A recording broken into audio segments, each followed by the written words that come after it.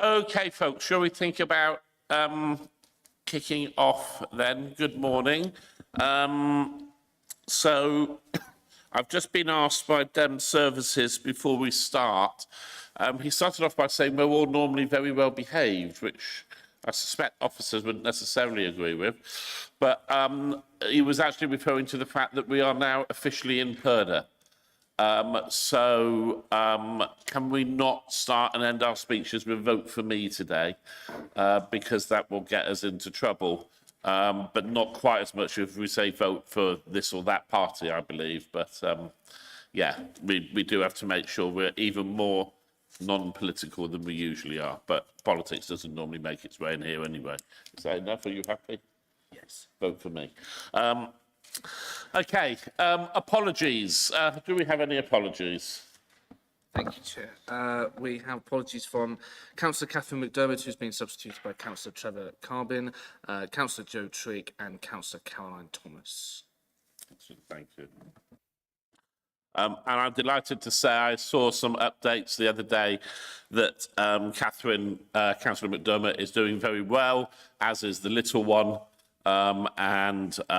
Yes, it's wonderful to see that's all wonderful. Excellent. Minutes of the previous meeting. They're in your pack, pages 11 to 18. Did anyone have any comments on there where they think there was something which is factually incorrect or... Nope. Excellent. Thank you very much. Or you're happy I can sign those after the meeting as a true and accurate record. Declarations of interest. Anybody find anything interesting on the agenda today?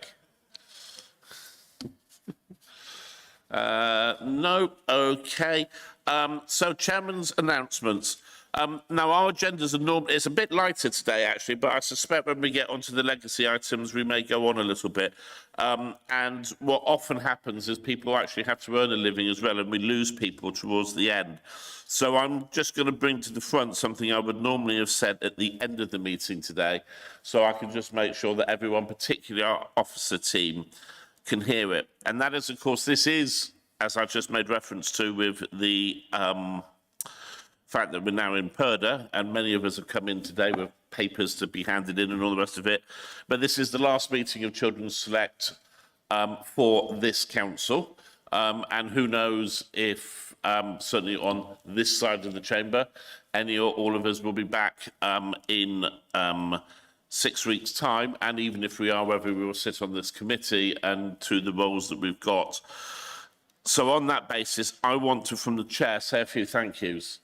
I couldn't quite believe, actually, I've been doing this job for 12 years, which is a long time, I think, to be chairing a committee in the council, and does make me wonder if it's time for someone else anyway when we return. But I don't think about things like that until after the election day, because you're tempting fate.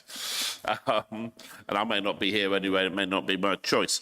But during those 12 years, it's been an absolute privilege to lead this committee. My first thank you, I want to say, is to Jackie, who's been my vice chair throughout those 12 years. I think minus 6 months at one point. You tried to escape, but we got you back. It's sometimes a thankless task being chairman of a committee, but I think it's even more thankless being the vice chair, because you do an awful lot of the work that the chair does and attend an awful lot of the briefings and the meetings and the decision-making things and all the rest of it, but you don't get any of the sort of credit for it or be seen for doing it. So, Jackie, a huge thank you, genuine thank you to you for your help and support. You do listen to what I say to you, and then you put it forward. I listen to what you say to me and then do what I want. Yeah, but yes. no, you do. It's been a team. Occasionally, you do say. Occasionally, yeah. No, it has been a team over the last 12 years, and I'm grateful to you for all you've done. My pleasure. Secondly, I want to say thank you to Laura. Almost throughout that 12 years as well, Laura's been the lead member, and all politics aside, I don't think we could have asked for anyone to bring more dedication and commitment to the job than you've done. You and I both came into doing this when things could not have been worse, and have worked tirelessly since then to get the council to where it is today. And I think, and you and I could see this last week when we were working with peers up in Manchester at the conference, we now have an exemplary children's services offer. Could it be better? Of course it could be better. Could it be done differently? Of course it could be done differently. But what we're offering our children in Wiltshire now, compared with what so many get elsewhere in the country, we could and should be proud. And that's not just Laura, that's the whole team. But I do want to give credit to you, Laura, because I really do think, and you've always been open to listen to anything that from scrutiny we've said and being keen to hear it. And I think that, again, that's not always the case with lead members. So I'm grateful to that. And while I'm still on the political side of things, I wasn't here yesterday, not because I forgot to come to council. I wouldn't do that at all. I had an important LGA meeting, but I did forget there was full council yesterday. But so I did miss Peter and now I'm going to really embarrass myself because I'm looking at you and I forgot.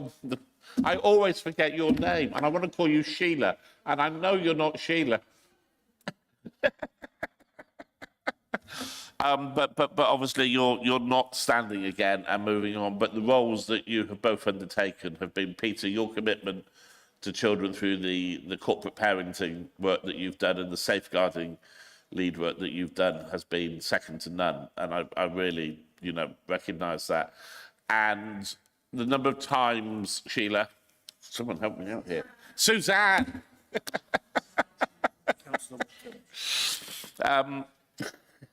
The number of times, Suzanne, you've made my heart sore when you've been campaigning and fighting for the SEND things, particularly the dyslexia work that you've done.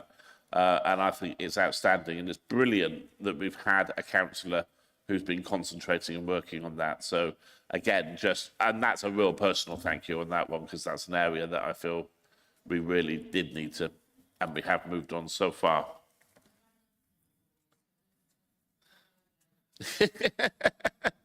Then over the last 12 years, I think it's 4 DCSs we've managed to see off amongst us, which isn't bad. Some of them we've not quite managed to fully get out of the building, but one of the things that's difficult when you're in these sorts of roles is the relationship that you have with your officer team, because you can have a constructive one or you can have a combative one. And I think it's really lucky in Wiltshire that normally we have a really constructive relationship with officers and that we can, or certainly I have been able to in this role over the years, go to them with questions. And I still haven't remembered what it is, Kai, but I will do in a minute. At times you go to them and we don't agree, and there will be a real disconnect between what we're looking for and what officers are looking at delivering. But we've still managed to work, I think, through scrutiny as a team really, really well. And I think Wiltshire is very lucky to have the team that it's got of officers. You don't become an outstanding authority by having poor quality officers. You become an outstanding officer by having the best of the best. So I just want to say thank you to every officer, both those still here and those who have moved on, because others have gone on to different things in different places. And we've seen a few in the time, haven't we, Laura? But I just want to say thank you to our officer team. And can I ask you, because of course in this committee we get to talk to the managers, or the senior managers, can I ask you on behalf of the whole committee to pass those thanks all the way down the line? Because, of course, for us to be as good as we are doesn't just take good management, but it takes good delivery. And every member of our team is part of that. So saying that, all of that, we're now going to rip you apart for the next 2 hours. But no, thank you very much. And who knows what comes next for all of us. But it's been a real joy and privilege to do this for the last 12 years. And I want to say thank you to the committee for allowing me to do it, because I can't do this if you don't put me here every time. So thank you. Right then, public participation. Come on, Jess, you've got to follow that. Family hubs, page 19 to 40 in your agenda. So the contract to deliver Family Hub started in April 24. So we're having a look at it to see how it's settled in, what's happened so far. And we've got a report which starts on page 19 of the agenda pack. And Lucianne, I think you're talking us through this morning. Good morning. Thank you very much.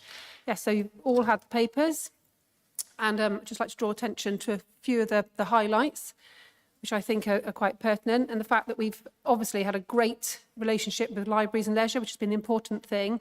So we wanted to start this making sure that we were working in the community, and the family hubs have, with family navigators, got out and made those links, and also showed that and got more people introduced into libraries. So there is that shared space, and we're making that commitment to getting out to where families are and making sure that it's accessible for them.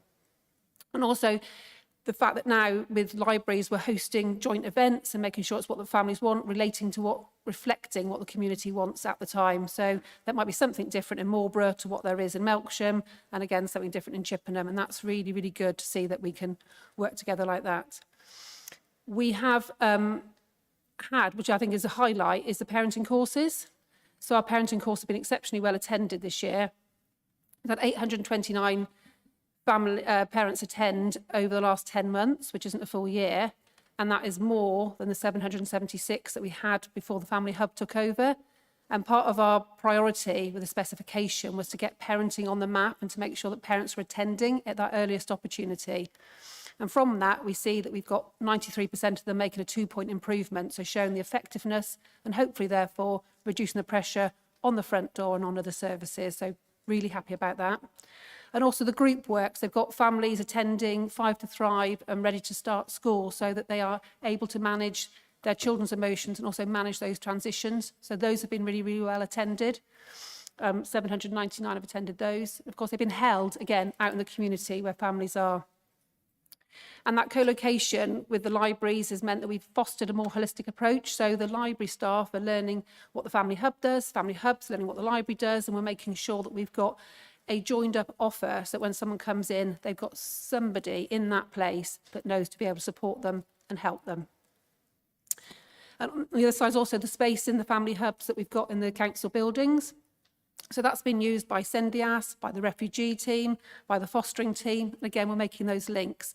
So when we started the Family Hub contract, we wanted there to be that sort of link across the community so that we weren't doing everything for everybody, but we were making those join-ups, and the fact the family navigator role was to do that. And I feel that has started to happen. And obviously, as the report says, it was a bit of a slow start, bit of, 2Ping across staff, the effect of, recruitment, which is still ongoing, is getting the right people to do the job at the right time and make sure that they respond as we want them to. So we've got that ongoing, which obviously then plays into that waiting list, which has happened 3 times throughout the contract so far, that we've had far more demand on our services than we've been able to meet. But we do hold a waiting well list, so the families are looked after. They're phoned regularly whilst they're on the list. And if it's a safeguarding issue, then it would go to the front door. So they're only then looking at those families for whom early help is an issue and making sure that they are being signposted to other relevant services at that time. And if they need that, and then whilst they're waiting for that one-to-one, and also they could be attending those group sessions. And I should say then the recruitment is ongoing, so we're hoping that we've got more staff starting, so there should be more able to take up, so more outreach cases will be able to be open over the next few months, and then ideally getting to that point of being fully functioning operating service. So I do think over these past 10 months, they've done a really, Spurgeons have done an excellent job at getting out into the community, listening to what people want, responding to the need, putting those parenting courses on and being where we need them to be. Okay. Thank you, Lucianne. Just before I go out to everyone, I did get one question which came in from Councillor Trigg, who obviously has passed her apologies for today. But she did just say one question on the family hubs. They are yet to be really providing services to lots of families with children 12 plus years old. Not sure that I read whether they have any actions to address that. Would be keen to understand. Right, and that is, that's one of the growing that's what we're trying to address now going forward. So obviously, we've got the base of children's centres, so we've got the 0 to 5 offer really strong, a lot of primary schools responding, and they are looking at their spaces in the family hubs to see what it is that the community wants. They're working with their youth services. So I spoke with a youth worker in Marlborough. They're doing a combined offer in the holidays to make sure that they can, again, address what families want. So it'll be that navigator work that's taking place with the community to then start meeting the needs, and then for the family hub to offer what can't be offered by another service, and for them to make sure they're complementing each other. With respect, that's almost word for word the answer we got a year ago when we were seeing the service start, and we were saying the Spurgeons have got huge experience coming from the children's centres they've done with doing the 0 to 5 and the younger ones. What's going to happen over the older ones that they're becoming responsible for? And we were told that this year that would all be coming together, and by this point we would be able to see this service for the older ones up and running. Clearly we're not. No. So what has happened over the year that's not happening? And more importantly, when are we going to see that happening? So I've said, I know that they're working with the youth services, so we've got the youth work going on with those people, trying to find out where it is that services. When you say with youth services, well, what do you mean? with youth. Because we don't have a youth service. No, we don't have youth. So youth providers in the community areas. So Youth for Christ, for Melksham Town Council, youth worker, Marlborough Town Council. I'm sure, John, they're working with you as well. No, they're not. Right, in that case, that's something we need to address, because that's what I was led to believe that they would be doing, would be making those connections. I've seen reports which have come through to say that their work that they're doing with the youth across different towns, and it is taking its time. And I will say that, and again, it's about getting the recruitment, making it happen. We were hopeful that we'd be in a better place than we are at the moment, but we are working in the community, working with our partners to try and find where we need to be. Okay. Folks, I think actually Bridget was the very first, and then Mark, and then... Thank you. Thank you, John. Yes, when this was first announced to great fanfare, and the press release said it was going to be in all our libraries, and particularly the Nada Centre and the library there in Tisbury. And when I last looked at the Family Hub's website, I think it offers services in Mere Library 1 day a week. So there's nothing happening in Tisbury, and I guess that anything that happened for any Wilton child or family has to go to Salisbury to attend the hub there. So I understand the problems you've had with recruitment, but I think the actual delivery is not quite as satisfactory as I would have hoped. And I assume this has some sort of knock-on effect on the contract price. If their Spurgeons aren't delivering what they said they were going to deliver, I hope we're not paying them the full price. Right, thank you very much. So again, it's one of those, it's working with demand. So they're going to where they're listening to what is happening in the community and responding to where there is a need. So we set up and said, these are the venues that we'd like you to use. This is where we think you're going to find your families. And obviously, I'm finding things at Mere.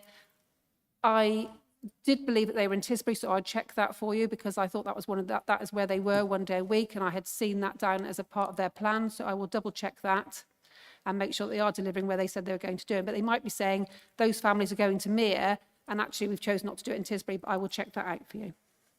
Thank you. It's quite a journey for some of these families to go from Tisbury to Mere. And I would have expected, as we said we were going to deliver in Tisbury, that it should be there. And I'm sure that our youth service, who probably haven't been contacted either, can direct you to some of the families in Tisbury. If the service had started in Mere, if they're just saying, oh, well, the Tisbury families are coming to Mere because this is where it is, but it's never run in Tisbury, then I'm sure those Tisbury people would go to Tisbury if it was in Tisbury. Absolutely, and that's something I will look into, because they had that down as one of their places of going.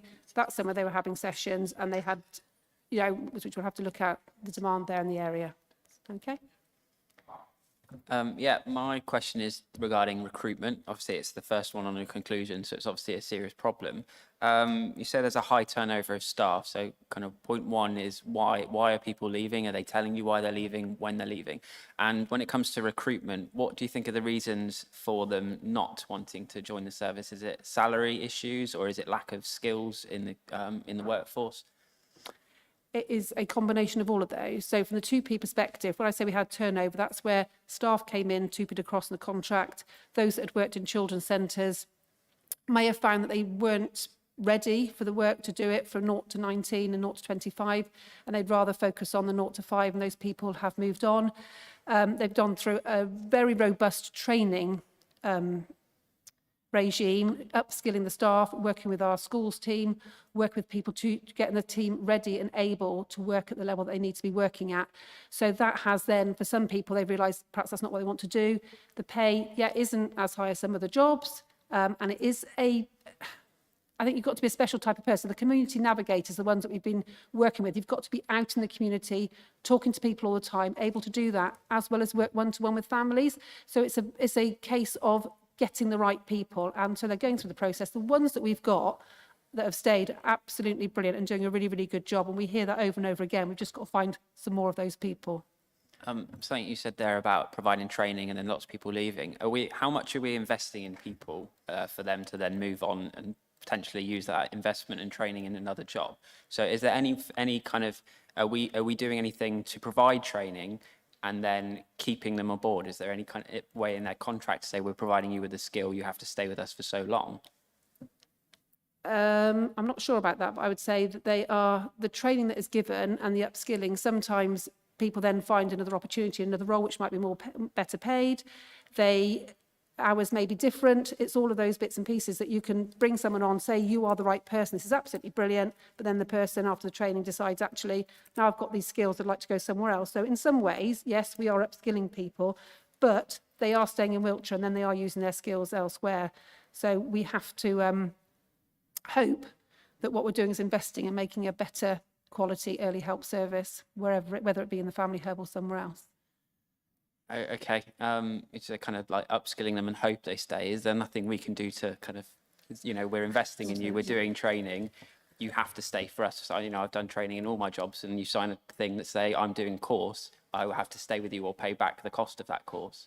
That would have to be a consideration for the provider, because it's the provider that's delivering the training, providing that investment. So it is something we can say to Spurgeons, what do you have in terms of that retention piece around once people are training? I mean, from my experience from other industries, that tying people to posts after done training don't tend to stand up to any specific scrutiny if people do choose to leave. But it's certainly something we can talk to Spurgeons about, their approach to trying to make sure that people, once they've had that training upskilling, that they do stay with them. But yeah, it should just be underlined that that investment and that cost sits with the provider, not with us.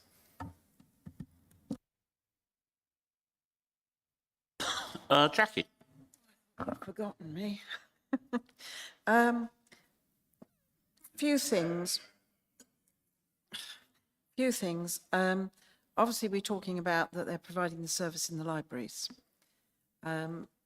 And at Environment Select the other day, we heard how Wiltshire Council are keeping open all 21 libraries that we have.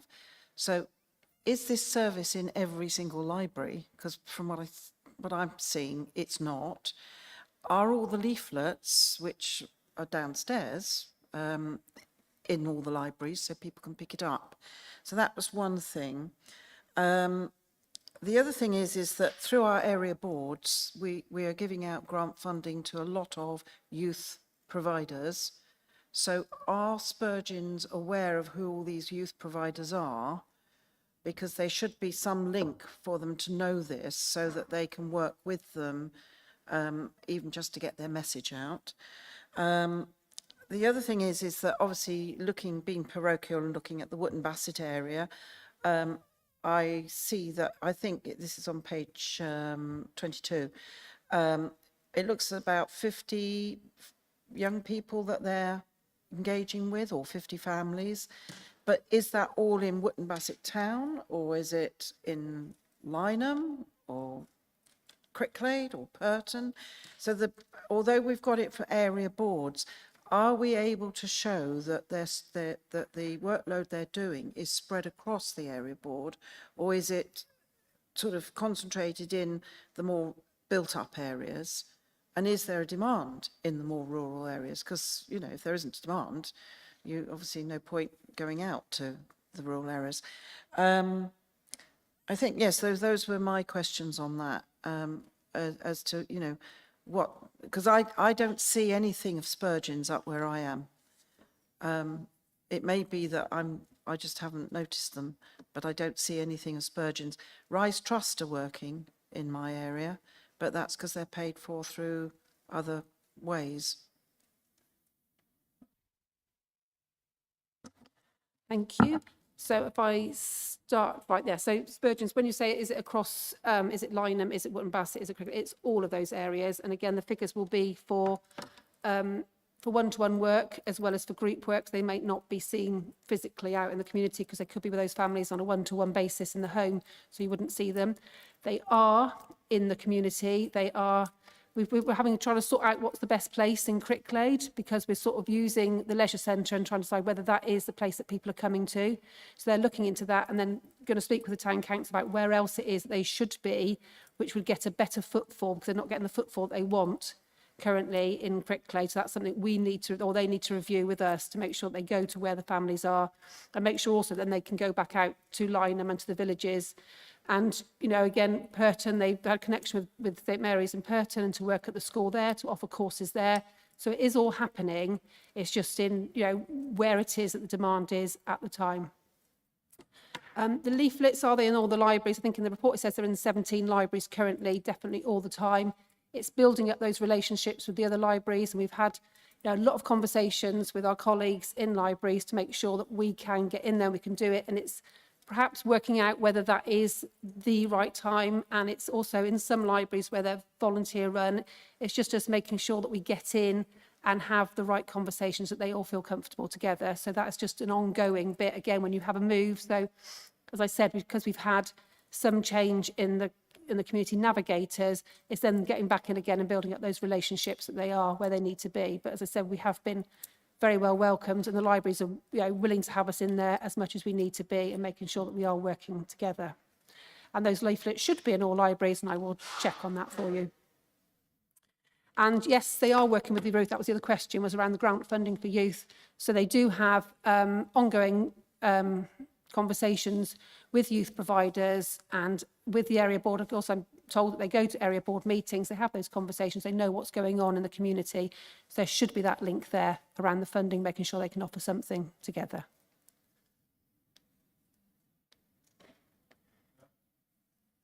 Well, only, you know, it was already said that they're not working with the youth provider that you're involved in.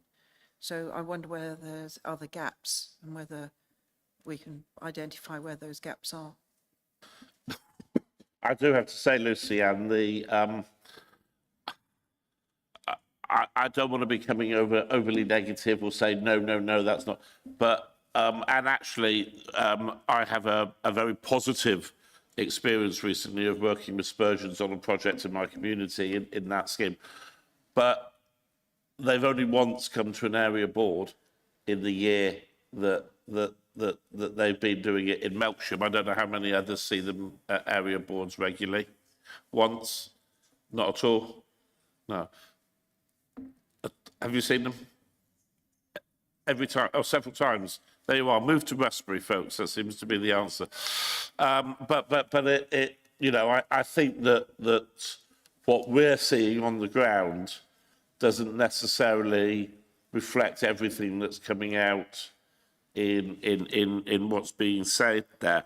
And certainly, I wanted to ask you a little bit about the utilisation of the hubs, because every time I've looked in at the hub downstairs, or when I've been over at Monkton Park, the one in Chippenham, they're not being used. I mean, there might be a couple of staff in them, but there's no activities of any description taking place in there with families or groups or anything like that. And I would be interested to know that where we are measuring performance, how much are we measuring performance in each of the locations, and whether the libraries or the children's centres are proving to be more effective than the hubs, less effective, so on and so forth. Right, so again, when we measure performance, it's not by hub, but we can look at that and say what activities there are. And I will say, it does depend on which day you're in, because they are running parenting courses, group courses, Sendias is in the hub downstairs. So there are breastfeeding courses, baby massage courses are all going on in this hub here and in Monkton Park. So that is happening. I just think it's unfortunate not to see it on the days, but I will ask for a breakdown so that you can have that and see how often there are groups in the hubs here and in Chippenham. And again, they're also used in sometimes for drop-ins. I know that the police use it sometimes in Chippenham if they need a hold someone to a waiting room for someone to wait with. So it is, there are uses in different ways, but I will have a look at that for you. Sorry, in Chippenham, the police use the family hub No, so just to so place people that are waiting to be just seen. saying, so no, not from a criminal perspective, but if a child was waiting and they wanted someone to wait with a child, they have something to play with, they could be downstairs in the family hub waiting down there. I'm not going to say it happens all the time, but that's been occasions that it's a pleasant environment for a child to go to if they're waiting with a social worker. It reinforces my want to see, I think, what's the utilisation Yeah, of absolutely. And I those said, spaces in terms of activities that are taking place in them. Because, yeah, I'm not convinced that, from what I've seen, that it's a very high utilisation. And perhaps we must have an ambition or a target of what we wanted that utilisation to be. Be useful to see it against that. absolutely. And I said, and of course they are in the hubs, in the buildings, but they're also out in the community. And there is only so many staff that can be in so many places. But as I will have a breakdown, get the timetable and see how often they are in the hubs for you. Brilliant, thank you. You're Peter, welcome. you wanted to come in. Yeah, I just wanted to pick up a couple of points. The point made by Councillor Lay and others about area boards, absolutely. Me and Lucy talk regular. There needs to be a connection. There needs to be a better connection. She also mentioned about the community. Obviously, yes, we have these places, libraries, etc., but it may be in a year's time, 6 months' time, that's not the right place. We must ensure that we listen to the area board, community, councillors, etc., to make sure we're offering this service in the right place. So is the area board integral to family hubs? Yes, it is. If there are some area boards that haven't had presentations, I apologise, but they will get regular contacts. I think the other thing to look at is one of the challenges that for family hubs is it's been very welcomed by the community, and that has created its own challenge of more people wanting the service and what we've been able to deliver. But as Lucy has confirmed, and I've confirmed on a number of occasions, they always are connected by phone, etc. They may not get the one-to-one regular, but they are connected and they are kept in the group, as it were. So I think, yes, there are challenges. Yes, we know we need to look at different areas, but we also need to make sure that the family hubs are in the right areas. The picture in a year's time may be completely different than it looks today, but I know Lucy and Spurgeon's from the meetings I've had with them, that's what they're looking at. There will be some better detail for you. As you say, you have to, the Child Select Committee has to scrutinise the stats, and we'll make sure we get more information to you. But it is a good news story. I think that's the main point I wanted to come across. Laura. Yeah, I mean, looking at this, it's still a very new service. I feel very conscious of that. And, sometimes, we've got trends and so forth for services that have been running for much longer. This is still very much in its early stages. But what I'm reading, I'm just particularly reading the statements from families, as if you go through the report, that this is service that we're offering really seems to be working and having an impact on those individuals and those families. So I want to make sure, I'm saying this to the team because that I really want us to invest in this service. It seems to me that it's having a real impact. And, and I'm just reading these about the difference. It's, this course has made a massive difference to my approach to parenting. You just keep reading them. And these are the sort of families that if we are supporting them at this level, we are preventing them from going further on. But I'm also thinking about if they're able to manage their children's behaviour better, that's better in the schools, all those sort of things. So we know it's right. particularly the courses. And I think what we've got to do is just get this demand right, you know, right locations, right families. And I just don't think that's going to happen overnight. But I really want to make sure we keep going with this because I think it's an outstanding service. We've just got to just fine tune it. And keep, as Peter said, it's going to keep adapting because, you know, you may have cohorts of families who need it in one place and then that moves on and it's another place that needs that support. But as long as we can keep being nimble and listening to where the demand is, then I think we should really keep going with this. Yeah, I didn't think I'd disappoint you in the end, John. Absolutely, it's a new service, and you know the benefits of this would be long term rather than short term. And apologies because I think this question is a bit half thought through, but it's tied to what Bridget was asking, and I think you, John, as well. Is how proactive is the service? Because it feels from the experiences it's quite reactive. And how innovative is the service? Because I'm getting the impression it's doing a lot of what it's always done. So are we, because that's a test of really, are we confident we're reaching all the people we need to reach with the things we need to reach them with? Thank you very much. How proactive are they? They are out in the community, working with partners, identifying need where there is need. As we say, it is a new service. It continues to go, it continues to grow. And sometimes there may be a need somewhere that they haven't identified. And again, it's that working with partners to make sure that we know where it all is and it's getting family hubs known across the county to make sure that everyone knows actually that's something we can go to a family hub with, that's something we can go to a family hub with. So it is that little bit of us getting out there as family hubs to be seen and then for people to understand that they can go to those family hubs and to get a response. And when you say, are they innovative? Yes, they are, because they're working, again, more with primary age children. They're doing different activities than they ever did when they were children's centres. They're considering the needs of those people they're working with. They're asking, what is it that you want?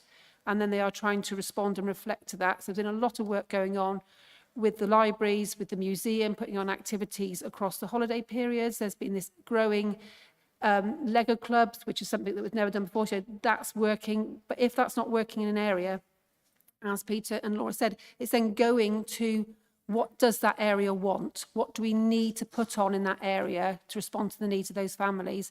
And it will keep evolving and it will keep changing. And we'll come back and next year it'll be something different that families have been wanting, but we're trying to respond to that appropriately when the families want it. And it is, a constantly evolving service development. Yeah, and I'd just add, and maybe similar to Councillor Belcher, trying to work through as I say this, but I think whenever you start up a new service, obviously you have a very rigorous specification and expectations and KPIs that they need to deliver against. And with something like family hubs, while you have those expectations, what you actually want is for them not to be too wedded to that, because actually what we said 2 years ago when we set up the specification might no longer be what is needed in our communities. So over the first year, what you're doing is you're essentially feeling your way through and saying, and actually that is not a particularly important thing. Although it was in the specification, that isn't where the need is now. The need is changing and it's about innovation. And I think the work we've been doing with Spurgeons over the last year and will continue to do is to make sure that we are focusing on the need rather than what is on the written page about you must do X of Y. And I think that's what takes time. And while this is an evolving service, but I think that is what we are beginning to see. And Lucy-Anne has mentioned the clubs that we did in the February half term, really well attended, really well valued up to the age of 14. So moving into that more teenage group, into teenagers, so that older age group too, and really delivering and showing the best of kind of their one council approach in Wiltshire. So, how we were working with the museum, how we were working with libraries, etc. So I think it's those developments that will be the key measures of success as this moves through. And, from both sides, I feel there is a genuine energy around delivery of this and with all of our partners. And I think what clearly is coming out of this meeting, there are two things for me. One is around the visibility. There needs to be more done around the visibility, and I think it's more connections as well. It's kind of connecting with specific, and I think that's the thing that we will take back from this meeting is how do we get more visibility? How do we demonstrate that in a way that's meaningful, not just saying 50 people walked through the door. So what, they might have walked in, they walked out again. It's what happened while they were there that's making a difference, that at the end, and this comes back to the final, the real proof of the pudding as far as this work is concerned is what is it doing that is making sure that families are held, well supported, get what they need early, and therefore do not feel that they need to move to the next level of service, which is already under strain from those with more serious need. I was only going to say that the testimonials, I think, are really useful that are in the appendix, as Laura mentioned. And I think that that's something that perhaps we ought to be seeing in any future reports as to, not the same people preferably, but, the constant flow of testimonials to show that we are giving value for money. Yeah, if I can, sorry, I'm going to come back on the point I raised earlier, because you can't provide any service without the workforce to do it.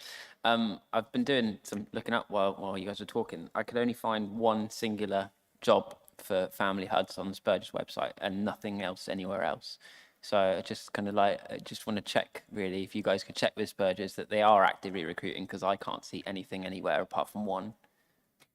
That's very interesting because they have just, and it probably is only one now because they've closed recently. Because when I looked last week, there are about 3 jobs on there and it is an ongoing. And I know that they were interviewing last week, they're interviewing this week. So they have gone through that process. And when we met with them in February, they'd said that they had gone through sort of the process. There were people going through their DBS checks that were going to be starting. And of course, then they should felt that they'd be getting fuller by the end of March. We should have a more full workforce, but there is still some roles out there that when I last spoke to them, when I wrote this paper, hadn't been recruited to at that time.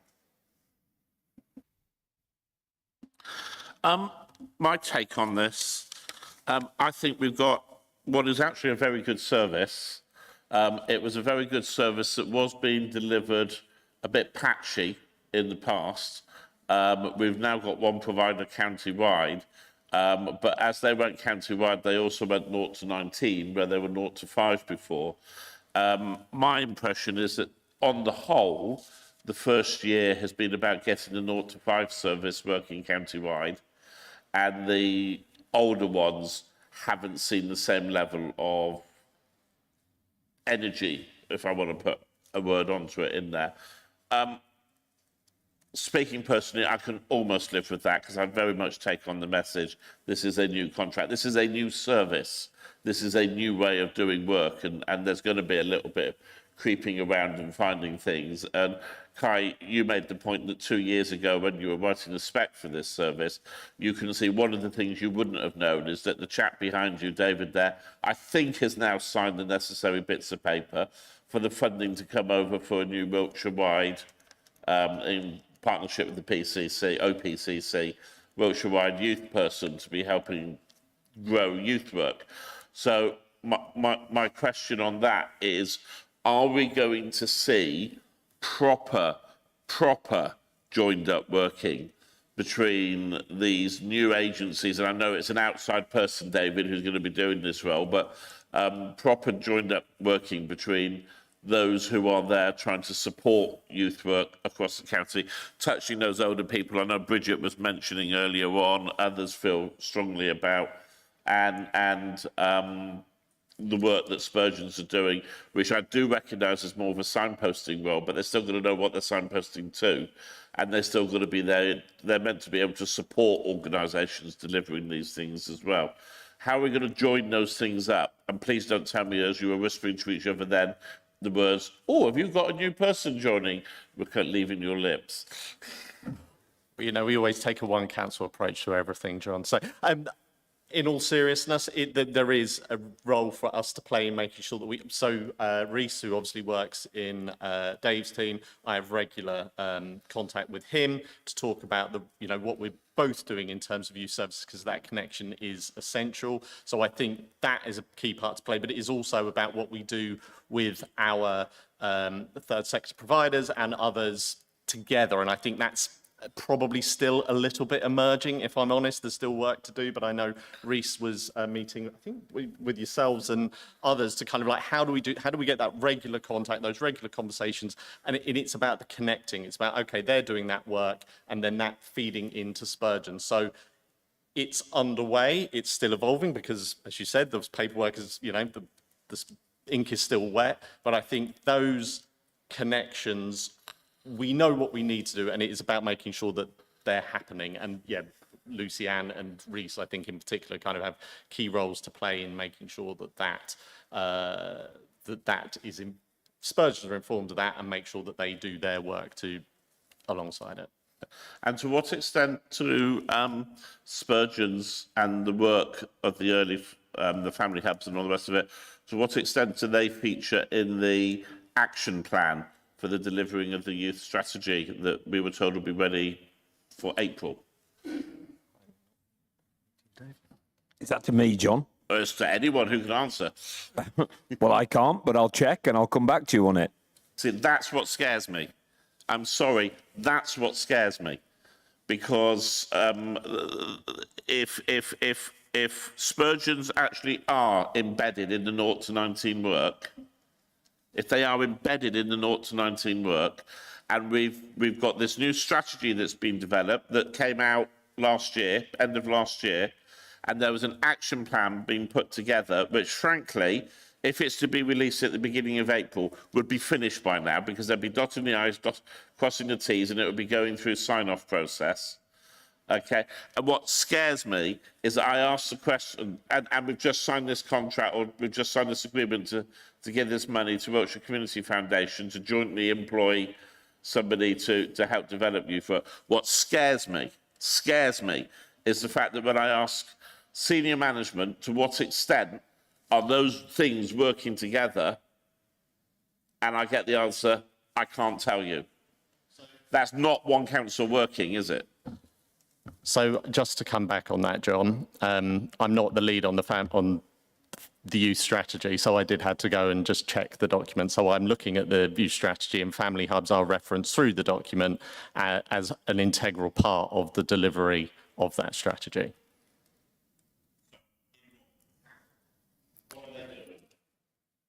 To ensure, well, do you want me to start reading the document? Okay, so it's about sharing good practice. It's about kind of making those connections. It's about ensuring that the right people are in the right places. So it's about ensuring that people can, know where to go. It is about how the family hubs are going out to the various other settings, community settings, and supporting in the development, building aspirations, building resilience, and enabling informed decisions around what we need to do to support youth work. So that's just me reading straight from a page on that. But, it is, family hubs are an integral element of this. I'm just scrolling down and there are, many references to family hubs and their engagement in the youth strategy. I've got open the strategy document because that was what I searched for when you referenced it just now. The strategy document we all saw before Christmas and all felt that it was lots of lovely words, but actually didn't say anything in terms of what was going to be delivered. I'm asking about the action plan, which we were told would be out for April, so it's got to be at the final stages of sign-off by now. And I want to understand to what extent there is joint working between these bodies in how actually we're going to implement this, not talk about it. And that's what the action plan's about, isn't it? Yep. And no one can tell me. Which doesn't fill me with confidence for what we're going to see. More of the same, I think, than what we've had previously. But I'm not sure we're going to benefit by banging that drum anymore now, are we? But it would probably be helpful for the person who's written the action plan to be part of that conversation, certainly. Yeah, John, I mean, the paper came here from Family Hubs. I think we've made the point that I think we're good in the 0 to 5, that we've got to improve on the post 5. And I think that would be my takeaway, that's where we've really got to concentrate on for the next And iteration of it. what I really don't want to see,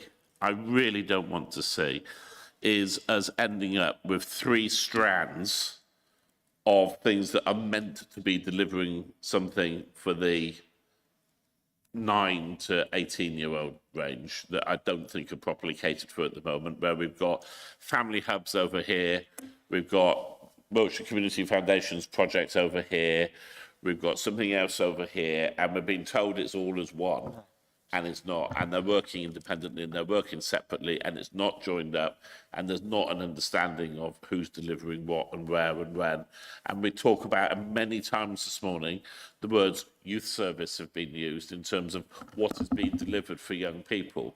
But we don't have a coordinated, integrated youth service anymore. We have lots of voluntary groups around the county delivering things, and there's not enough work yet on making sure that what they're delivering is all joined up. And that's what this, in theory, action plan is all about. And I would have thought it was just integral that the family hubs and Spurgeons and stuff would have been central to that. So I'm just disappointed that that's, not being evidenced yet. John, just a very brief point. Sorry, just a very brief point on that. I mean, so we have been integral to the work with Margaret Firth's organisation to deliver that. And in fact, it's Lucy Ann that's led on the agreement, who also leads on family. So they are intertwined alongside, obviously, the work with colleagues in, such as Reece. So that is, by action rather than statement, that is happening, that connection to make sure that that works. Bridget. Thank you. So just looking at the Family Hub's website, I just wondered, because they're open from 9 till 5, some of them, some of the larger family hubs. The Mere one is open at 9:30 till 12 and then 1:30 to 4:30. So that sort of rules out any contact with kids who are at school. I know it's all about family hubs, but if you're trying to make those connections, is there going to be evening work to get in touch with the youth charities that operate around the area? It just seems a little inflexible, I guess. I don't know. I mean, you obviously don't agree. But while I'm just still speaking, can I make a plug for the Tisbury and the Nada Centre, because the area board funded a soft play area for young kids there. There's the library there. And then, of course, the Seeds for Success have their health and wellbeing evenings for young people there. So it's a great point of contact for Spurgeons to have with all sorts of people across the spectrum. Okay, I think... yeah. I just want to come back. Remember, this is a service that is helping parents to be better parents. It's not necessarily about literally working with children, and we're not providing a playgroup or, children are coming, but the focus is on parents. So I just don't want to get it confused with us providing entertainment for 9 to 18-year-olds. It's about parents who are perhaps struggling with that age group. And one of the things we learned through the children's centres was people say, this is great, 0 to 5, but what do I do with my 7-year-old who's having tantrums and so forth? But I just want to make sure that we're not going off brief with what family hubs are about. That's not, and also, I mean, you're assuming with the opening hours for some of these family hubs that that all the parents are sitting at home twiddling their thumbs. No, presumably they're going out to work.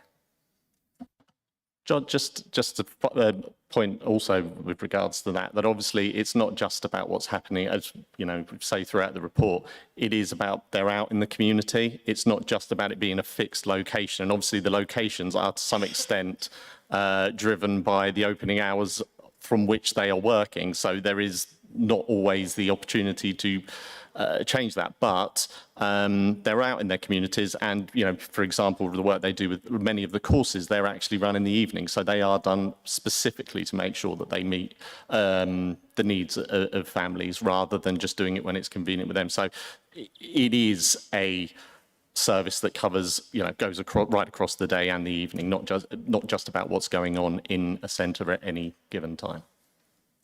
I think we need to move on, but I did have one other question I wanted to ask on it, but I do just want to make one observation, Laura, which is that isn't how this was pitched to us when we first, well, certainly not my recollection of how it was pitched to us. My interpretation of what we were told about the new family hubs was that these were coordinating the services for children aged 0 to 19. And whilst they wouldn't be responsible for delivery of all of those services, they were the centre point where you would be able to find out about. They would be coordinating them. They would be making sure that people were working together and doing these things. It wasn't just about parents.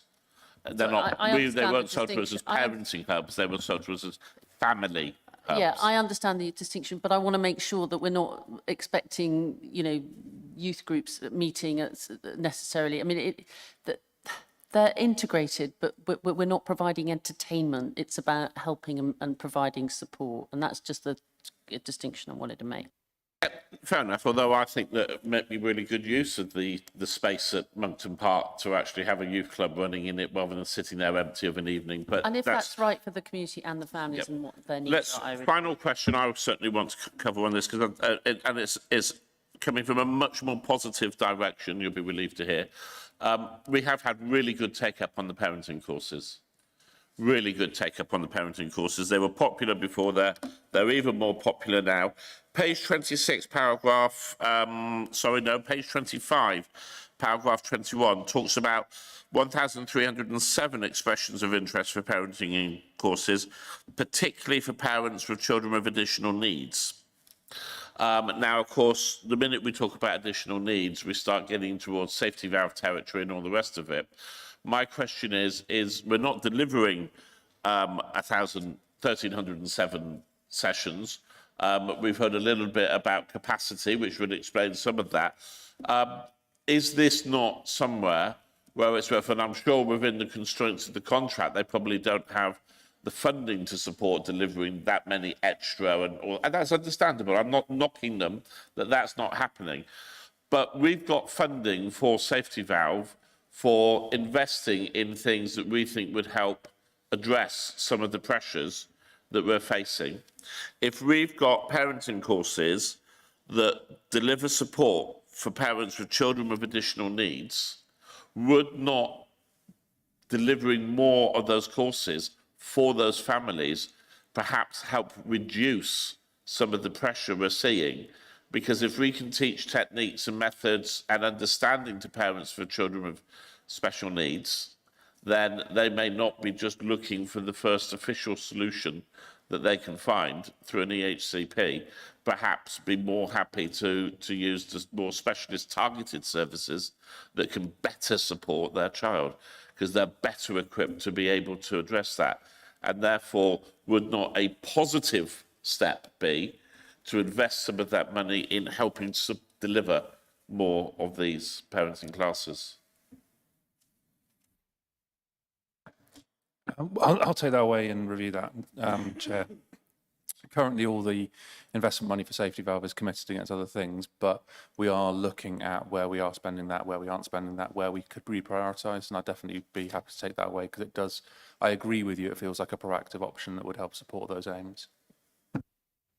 That would be good, because when I was researching potential things before the budget, I was of the understanding that we had funds that we hadn't yet committed, and therefore the idea of a proposal putting more funding into Safety Valve wouldn't be helpful at that stage. So I'm assuming that there must be some there. If that could be taken away and looked at, I would be very grateful. But I really do think that if we've got something that's working and we've got people who want to do it, and the only thing stopping it from happening is that we haven't got the resource to deliver it, for God's sake, let's put the resource in to deliver it, because the knock-on effect could be significant. Okay, if no one else has anything else on this, then I think that we'll note the report if people are happy, and I think we should be looking at having at least an annual update on what's happening with the family hubs. So ask that becomes a standard, and I wonder if it might be helpful when we get that, if it's possible for a representative of Spurgeon's to be here as well, because they might be able to answer some things better than you would, just because they're more on the ground every day. Yeah. Okay, so item 7, report of the Youth Homelessness Rapid Scrutiny Task Group. Now, Councillor Thomas was the lead member of this rapid scrutiny, but she's not able to be here today. But I believe Councillor Carbin is going to introduce the report forward. So, Trevor. Yeah, thanks, Chair. Julie Bilby, who clerked it, sent me some very useful notes on it, so I'll just go quickly through those. Obviously, you've read the item in the agenda as well. So it goes back to 2023. Ofsted inspectors identified that we needed to improve some aspects of support to young people presenting as homeless. And we're talking about 16 and 17-year-olds for the purposes of this. They'd found that joint assessments of young people presenting as homeless were not consistently timely or of sufficiently quality. So the aim of the rapid scrutiny was to consider the response to that inspection report, and we learned that actions have been taken to improve the service, including the creation of a child-friendly assessment template and a child-friendly leaflet which was being developed. And there's now regular manager oversight and data review. We understand that data collection is being improved, and we've recommended having cited reports when ready. And officers from Children's Services and Housing Services are using different IT systems, so they've had to get a SharePoint site created so that officers could share that data. We also concluded that more time will be needed to be able to properly assess those changes and to see what difference was being made. So we've recommended a follow-up about the end of this year to catch up on that. What we didn't get was the perspective of young people themselves, so we are hoping that their views will be taken on as part of that audit process. One of the biggest problems was just how complex this area is, and the difficulty of making sure that young people are able to make informed choices. So again, we've asked for a revised version of the information leaflet to come back to this committee. And we thought there would be value in hearing from the people who are actually helping or advocates for the young people through that process. So that was her summary. And again, just we've heard about the one council thing, the fact that we're having to have a joint protocol between different bits of the council shows that there's a problem there. So I think just the definition of it identifies the problem. And when we think about the statutory context. So if you do present as homeless and you're 16 or 17 years old, you may come under the Housing Act 1996 Part 7 amended or the Homelessness Reduction Act of 2017. You might be under Section 191 of the Housing Act 1997, which is about intentionally homeless.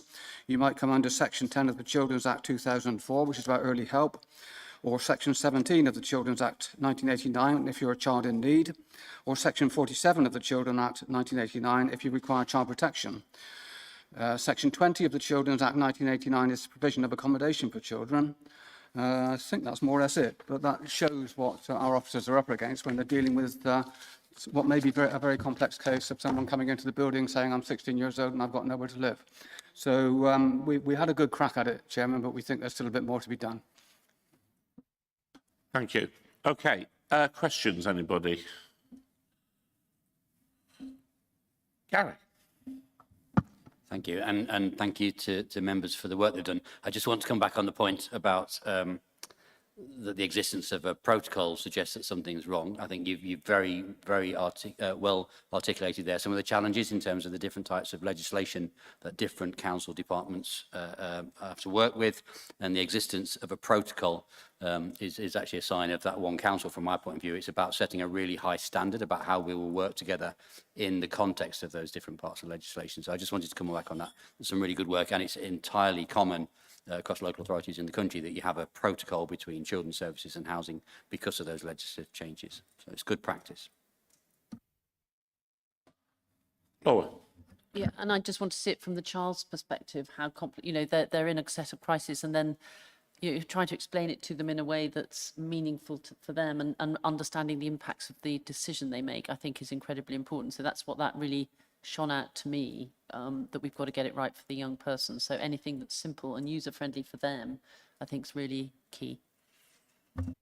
I can agree with you more on that. To be honest with you, when I first read this and I looked at the recommendations, I was a little bit irritated, most unlike me, because it said we're going to bring out a leaflet for young people. And when you look at just the context that you just gave, Trevor, of the complexity of what it is that we're asking young people to understand when they come in to ask, I do wonder, and I'd like to put on the table that should we not have, I mean, the trouble is, if it is a looked after child and they're going through the homeless system, actually, for once in their lives, perhaps they're at an advantage because they do have an advocate in so much as they'll have a PA, they'll have a social worker, they'll have somebody who's I'll come to Nettie, who's working for them. But if they're not, I'm about to be told how much support there is for them, but I don't think it's the same. And I think that if we could have almost like a sort of young person's advocate who, it's not just a leaflet we give that young person, it's somebody with the knowledge to support that young person who we can give to them to help them understand. The one thing I'm quite proud of on the whole of this council actually is its housing service. Whenever I've gone to them with casework somebody where there's a genuine housing crisis, the housing department have worked miracles to try and support those people, but they still can't achieve the impossible. And sometimes that's what we're asking of them. But there's a big difference between somebody in their 30s, 40s making their case and someone who's 16 trying to make their case and navigate and understand all the complex legislation that goes with it. So it's just about advocacy for those young people. But Nettie, tell me why it's all there and I don't need to worry. To reassure you, all young people do have access to an advocate as part of our advocacy offer. We also have designated employees in housing who undertake the joint housing protocol. Young people are supported by a social worker if they are participating in a joint homelessness assessment. And all of our social workers are vociferous advocates for young people in terms of what their needs are. I can evidence that because I chair the Edge of Care panel every week, where children and young people's views that have had a homelessness support assessment are very, very clear in terms of what they want and what has been explained to them. I accept, having been the officer that met with the scrutiny group, that having that independent view has been really helpful. The legislation is difficult to understand at best. It's very wordy. It's meant as an internal working document for operational staff. Our training does simplify it, and we have got an ongoing training plan for our social workers. But just to reassure you that there is always a qualified member of staff and somebody nominated from housing services that really do go at great lengths to support that young person in them making an informed decision about what's best for them. And sometimes we have to challenge that decision and say, actually, we think you might need this service, just to provide that additional reassurance, really. That is very helpful, and I'm not going to dig it because I'm sure that the task group would have dug into some of the detail on all of that and how that works.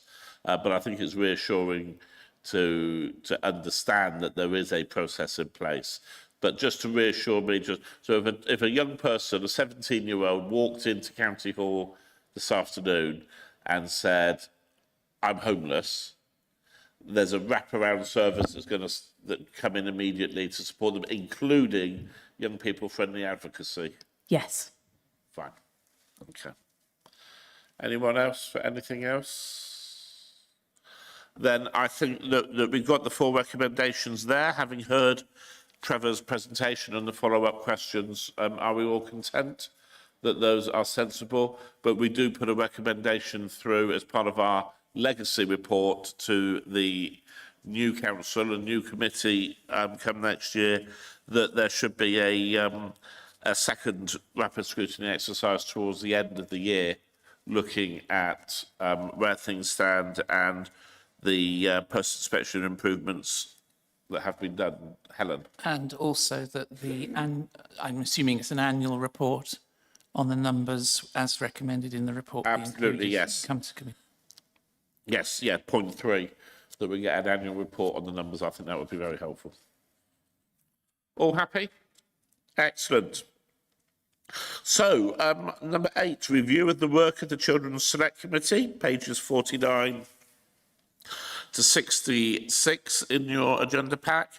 This report summarises the work carried out by the committee in the last 4 years and looks ahead by proposing a forward work programme for the next committee. The main report reflects on the committee's learning in how it operates. So, first of all, thank you to everyone who contributed towards it. I know that Julie came out and asked everybody to give us information and tell us what you think. Your ideas have been all incorporated, I hope, into the report. If there's anything additional to this, I think that you would particularly like to see us bring up at the Overview and Scrutiny Management Report that this goes to tomorrow, let me know, because I can bring those up verbally. Otherwise, we could sit here and talk about it for the next hour and feel really chuffed with ourselves, couldn't we, for the work that we've done. But can I ask us to take it as read, the report? Bridget? Yes, sorry, I was just looking at Appendix 2, and there are an awful lot of items that are high priority. So I don't know how the new committee is going to juggle how we've set out the work programme for future scrutiny, Children's Select Scrutiny Group. You know, I mean, I appreciate that we consider things are important, but everything there are very few medium, there are no low priority things. So how are you going to juggle it? I do not know. Perhaps you won't be chairman then, John. Well, You'll you never leave know. that to somebody else to sort out. Thank you.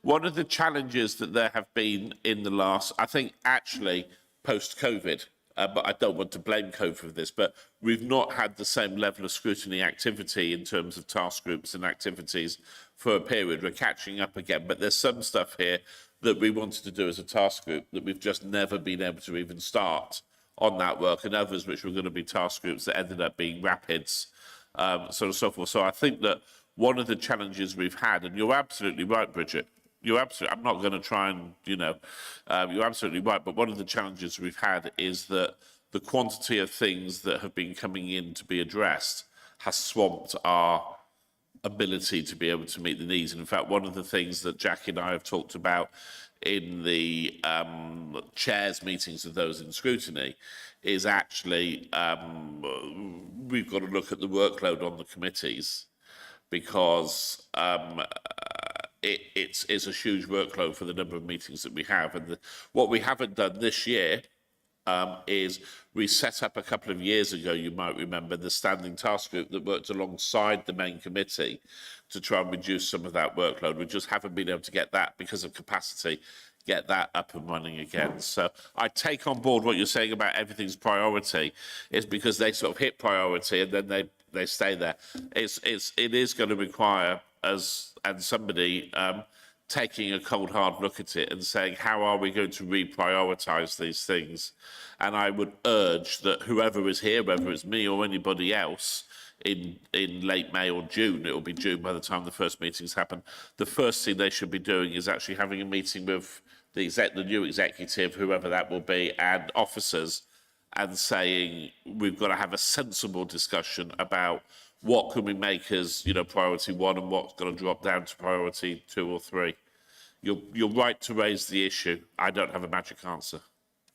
Yeah, I just think it needs someone to be very cold-hearted and critical and strike a few things off the priority list.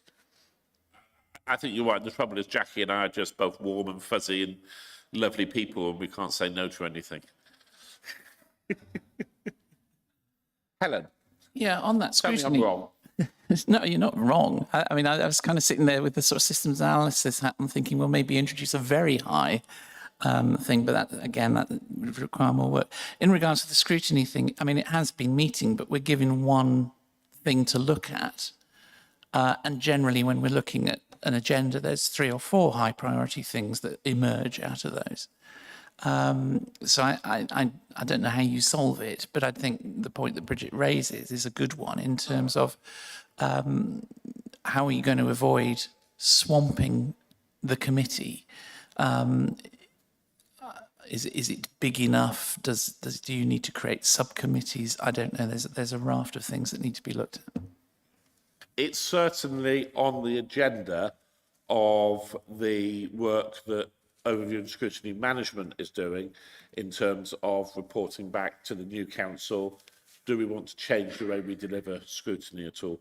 And you know, Jackie and I have been voracious in making the point that actually the workload on this committee is very high. You know, we might only have one on the whole, one cabinet member, one and a bit, I suppose, because there's SED that comes in, and but actually the workload on that directorate is huge compared with some of the other ones. So, and maybe, you know, one of the things we have to do is go tougher in saying, actually, we're not going to take this item at scrutiny. Certainly, you know, in some of the other areas, Jerry is quite robust in environment and just saying, we're not going to do that. There's not the time, there's not the capacity, it's not going to happen. And that's where we are RICO, aren't we? Because we look at everything, you know, and almost look at it from that young person's perspective and think, yeah, this is important and we need to consider it. So I think it's a really fair challenge, Bridget. And I think that it is something which, when we hit that reset button for a new council, whoever is looking after the committee will need to be a bit abrupt on it. Jackie. I wonder whether we need two children's select committees, one that deals with youth and another one that deals with things like schools. Public services are having a breakdown next to me here at the moment. Well, I think. But it could be that the workload that we've been doing is too great, and the danger is that when it comes to children and vulnerable people, they're the ones that will be at risk if we don't scrutinise things properly. And that's the challenge that we have, isn't it? Because we worry so much about that. But we've done it this morning. If you think about it, we've just passed, just accepted the report on young people's homelessness. And we've just said now we want to have another annual report on the number of homeless young people there are every year. So that's potentially an ever-standing item on our agenda every year. And one of the challenges that there is, and you know this, Jackie, because we're there sat with Maria, now with Julie, trying to put the agenda together. And you have so many where we said we're going to report back on this, we were going to report that on that, we're going to report back on something else. They're getting new items on the agenda, and that was part of what we created the standing task group for, and part of what we were looking at the way the briefings are done for. So I think it's a really important point, and we can't just sit on it. We've got to take that away, and we've got to consider it. And if it is a different person in the chair here in the new council, then I think that, you know, a productive thing would be for us, Jackie, to sit down and talk to them and help look at that list and be a little bit ruthless with it. But I also, to be honest with you, I see the positive side of that. And isn't it fantastic that we have a committee that is so keen to really dig into what's going on for its young people in the county to the extent it is. Bridget. Tell me why it's I was not. going to say, you're just again trying to hand over a poison chalice, so maybe if you come back as chairman, we'll just hand it straight back to you. Maybe the people in Melksham South will have more sense this time. Okay, behave. Any other comments on the report on our previous work? No? Okay, so we will note that, and then we come on to, what do we come on to? Safety valve, sorry, I've got my papers in a mess here. Ben, safety valve, and then I'll find where I am on my papers. Thank you, Chair. I've forgotten that you've moved up the agenda. It's taken me by surprise. The reports in front of the committee along with the dashboard, so hopefully members will have been able to pore over that and the data that was provided within that. I hope that members will appreciate that the tone of this report is rather more positive than the previous one. And this is a genuine reflection that we're seeing some positive signs in the data. Nothing to get overexcited about, but there are reasons to be more optimistic about the safety valve agreement and the direction of travel there than was the case at the last Children's Select. And I drew some attention to that in the paper, but I'll come back to it in a second. The thing I suppose to flag is at the last Children's Select, we had submitted our plan to the DFE in terms of our new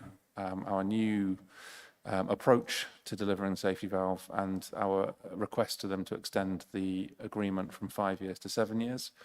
We haven't yet heard back from the DFE whether they are happy with that or not. That's probably illustrative of the conversations that are happening within the DFE about the future of safety valve and what direction they want to take that in. And I think members may well have seen that there was a report in The Guardian, I think, last week, saying that a white paper was expected from the DFE on SEND in late spring. And obviously, I think we all recognise that late spring has a slightly different meaning in Whitehall than it does here, but that is a reason to be optimistic as well in terms of the fact that the government appear to be taking this issue seriously and addressing it as a priority, bringing that white paper forward with some speed. So that's good as well. I wouldn't be doing my job if I didn't point out that the number of EHCPs is still going up, and we are some 900 EHCPs. At the end of February, we had 900 EHCPs more in our system than we did February last year, and that is still an unsustainable level of growth, and we are working to address that. But the positive news that I referenced earlier is that whereas last time we were reporting a flatlined level of requests for EHCPs from January 24 through to what we were looking at the last meeting, what we're now looking and seeing is that since September 24 up until February 25, there's actually a little bit of a dip in terms of those request levels. And we're starting to given that is now more of a trend than maybe it was before, that's almost a 6-month slight dip.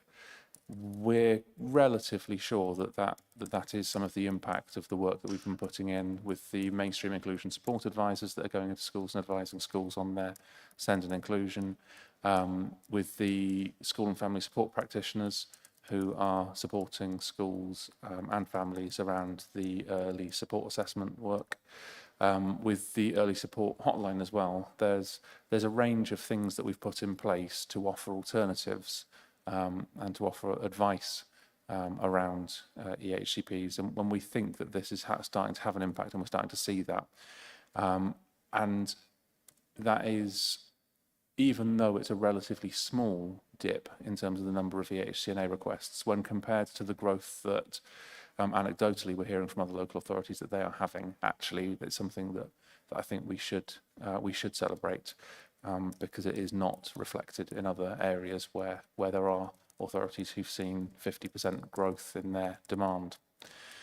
The other bit of good news that I will point out as well is in the post-16 space, and I did want to highlight the fact that the number of post-16 plans that are being ceased because that child is no longer continuing in education, employment or training has continued to come down. It was at about 70% just a couple of years ago in 2022, and that is now down, significantly down, to more like 25%.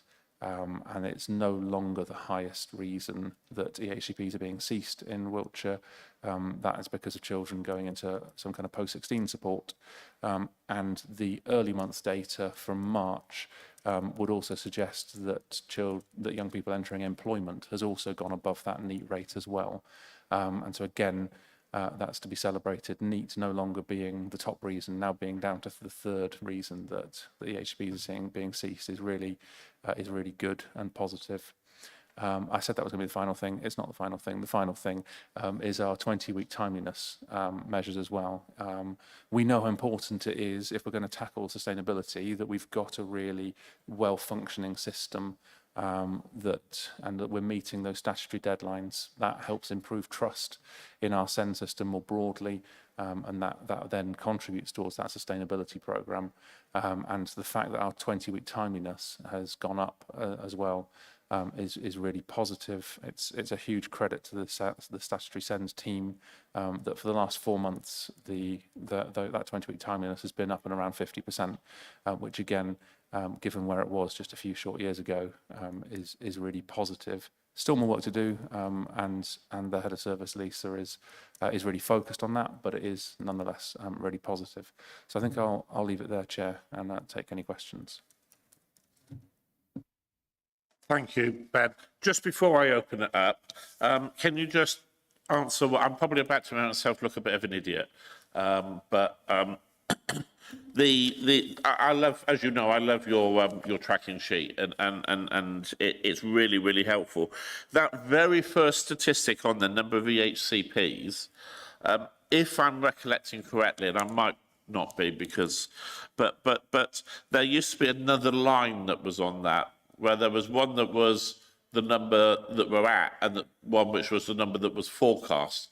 The only reason I'm asking that question is, and I'm relying entirely on my memory and gut instinct here, which is a very dangerous thing to do, but I think that there might be a tightening of those lines now rather than a further separation of those lines, looking at those numbers. Am I right? I'd have to double check. You're right to notice that those numbers are different and differently displayed, and that's because they're now reflecting the revised plan, the November plan, rather than the February 24 plan. Because we were at the last Children's Select, I think, some 700 EHCPs ahead of plan, and we're now, because of the revised plan, around 120 ahead of that revised plan level. And once we've got that new forecast fully implemented, we can return that line to the graph, the one that you're keen to see again. Right. So the difference between the 6295 forecast today and the 6488 actual is because the 6295 is on a revised forecast. That's right. Okay, that makes so it's not quite as exciting as I thought it was. I was almost happy, but thank you for putting me back in the box. Can I just check a point of clarification? Because, again, my brain works differently. On page 9 of the report, the reason for ceasing post-16 EHCP, the red line for NEET, what I want to be clear as is that we're not... Are the people coming off their EHCPs because they are NEET or because they're not NEET? Do you understand what I'm trying to say? Because it makes it sound like they're coming off a plan because they are not in employment or education or training. Yeah, so, I see the confusion. At the point that an EHCP is ceased, it's coded for one of a number of codes. And obviously, because an EHCP is there to support that young person through their learning and through their education and supporting their access to education, if they choose not to engage with employment, educational training of any kind, then their EHCP is ended at that point. So it is that red line represents the number of young people whose EHCP is ceasing because they are becoming NEET. So to me, that's a cause of concern to me, because what are they? They're not in employment, education or training, so what are they doing? I was hoping you were going to say it's because they are all in employment, educational. Because is that good news? But what are they doing because instead? if before, I forget the exact numbers Ben used, but if before we had 75 coming off because they were declaring themselves NEET, and now we've only got 25 coming off because they're declaring themselves neat. Oh, I see. Then there's 50 who are now staying in employment, educational training, who otherwise were not. So although actually what we would really like is the total number of EHCPs to reduce, on this instance, it's staying higher is good news because that's good news for the young people involved. Yes, Chair, that's the right interpretation in terms of that, the good news around that red line. And it's also an indication as well that we're not letting the numbers drive our approach to ceasing EHCPs. It would be a worry if that line started to come back up again, because that would indicate that we were ceasing EHCPs unduly to try and chase the numbers, if you see what I mean. Whereas what this is clearly showing us is that we're still ceasing those EHCPs for the right reasons at the right times for those young people and making sure those young people get the support they need.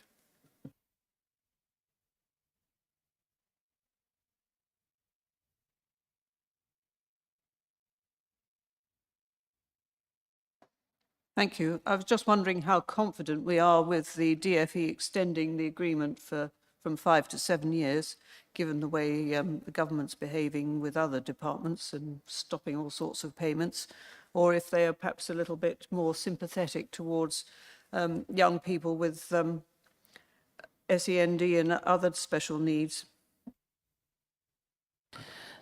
So we've had some feedback from our DfE advisor that hasn't raised any concerns.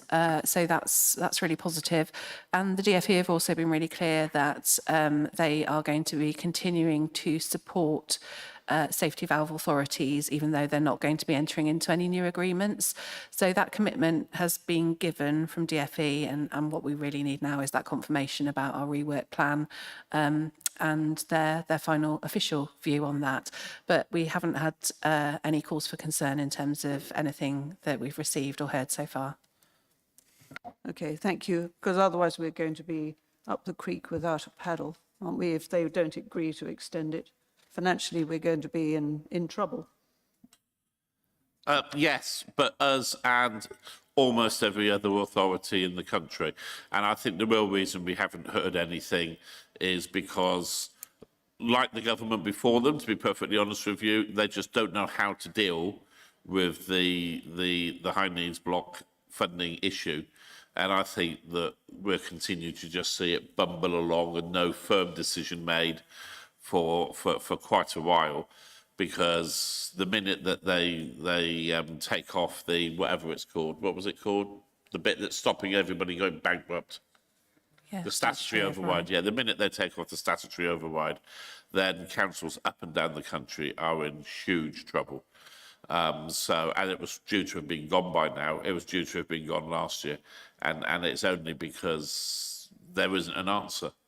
So I think what they're hoping is that these schemes will find an answer somewhere that they can then implement. I do hope so, because we have been penalised in other ways in other budgets. So let's keep our fingers crossed that they do agree to extend this. Right, Helen. Yeah, I mean, I understand there was a debate in Parliament last week, or an event in Parliament, which focused on SEND and the high needs block. Because I was away, I'm not entirely sure what came out of that, and that might have been what you were alluding to, Ben, in terms of the statement from the Secretary of State. I admire your confidence that they will actually produce a white paper by late spring, because there's a couple of areas I've been working on where we've been promised a white paper in the winter, and still absolutely no sign of it. But statsy question, really. The high needs, the EHCP requests, they seem to fluctuate over the year, if I remember from last year. So you're saying there is a dip now, January and February, which is kind of what we saw last year, and the data in your report bears that out. How much are you factoring that dip, which we expect to stay until June, into the equations? And then I've got another statsy question, which is, okay, we're 193 over our revised forecast EHCPs. High needs block overspend is now about 15 million over our goal target.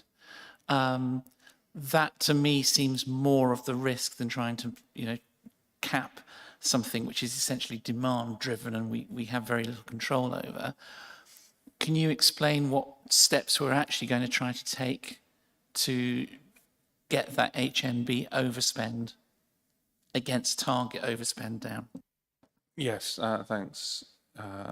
So in terms of the HNA requests and the annual fluctuation, that's part of the reason that we're using the 12-month rolling average, so that annual fluctuation is leveled out. And so I have a reasonable level of confidence that the dip that we're seeing is real rather than an annual fluctuation that's going to readjust. There was a little bit of readjustment in some of the early years assessment requests that we would usually expect to see in October came through in November and that kind of thing. But actually, overall, we've sort of got we're relatively confident that that's real now that we're seeing it sustained over 6 months. And of course, because it's 12-month average, the real impact month on month might be slightly higher because obviously it takes a little while for that 12-month average to catch up and as the time comes through. I think there's we'd want to just I think in terms of managing the high needs block overspend, as I started to articulate at the last meeting, we sort of said that we're going to try and get ourselves back to a place where we've got balanced numbers in the first 2 years of the plan in terms of our EHCP numbers, and then we've got 5 years to try and bring the high needs spend down. Recognising that the things that we need to do to address the spend are the things that are going to take longer time, whereas addressing the EHCP growth is something that we feel we can actually do more quickly, because there are interventions we can make to ensure that those EHCPs are going to the children that need them, but not to those for whom a non-statutory solution would be better for them. So I don't think we certainly don't see it as sort of capping demand. We see it as making sure that the support that is available is there and is sufficient in the non-statutory space. And the logic there, I suppose, is that we need to stop the growth before we start to bring the spend down, and so I think we're really focused on stopping that growth and then bring it down.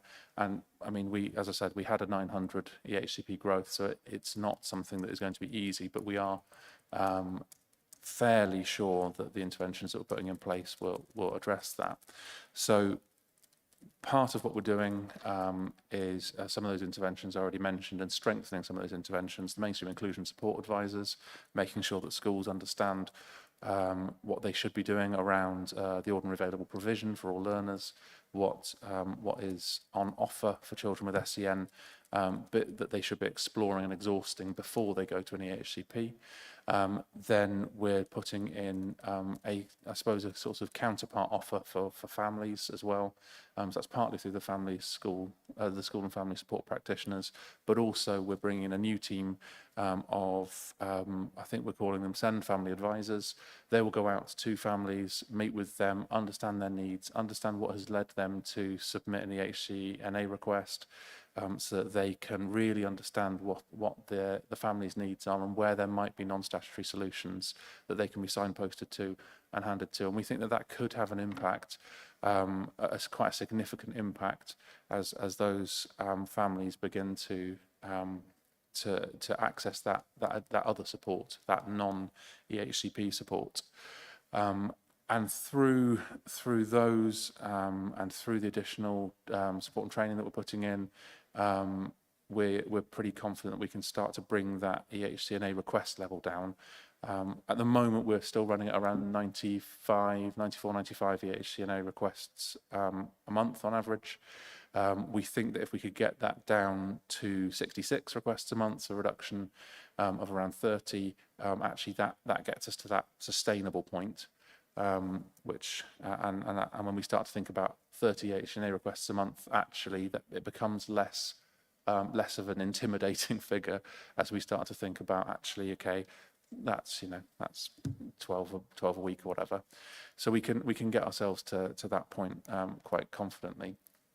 As I said, the final 7 years of the plan, the bit where we need to start turning the money around, that's where those longer term bets that we've put in place already will start to have an impact. The culture change pieces, the comms pieces, starting to really look at where our SEND's sufficiency in terms of special school placements and those things, the things that we need to build now in terms of special school places, resource-based places, those will start to have an impact, reducing the average cost of the EHCP as we can reduce the number of independent sector special places. And then there's another challenge around AP and the work that we're doing to improve the AP offer and again reduce some of the costs around AP and make sure that AP, particularly the really expensive alternative provision packages, are only being used where they're really necessary and that schools have the capability within their school teams to support those children without needing to resort to those out of provision options. Okay, thanks for that. Going back to the HNB overspend, dog with a bone and all that. Clearly, this is an overspend as opposed to expenditure against budget. Can you remind me what the budget figure was for HNB for this period? Because if you've got a 15 million addition to a 28 million forecast overspend, that's very different from a 15 million excess over 120 million forecast expenditure.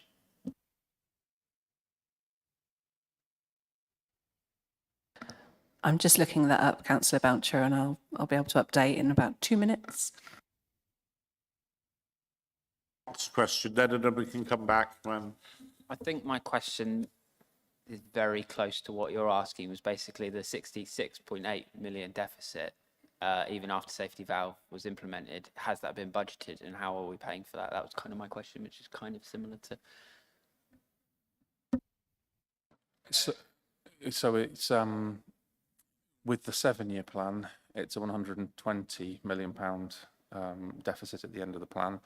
And while at the budget that was set, not the one you've just set, but the one you set last year, it was agreed to set up a high needs block reserve and that money would be placed into that to help support paying off that residual deficit at the end. And so that's currently the approach that that the Section 151 officer is taking in terms of addressing that residual deficit at the end. And are we putting enough away each year to meet that goal? Or are we going to be in a debt at the end? At this point, the Section 151 officer hasn't expressed any concerns about the amount of money that's being put aside.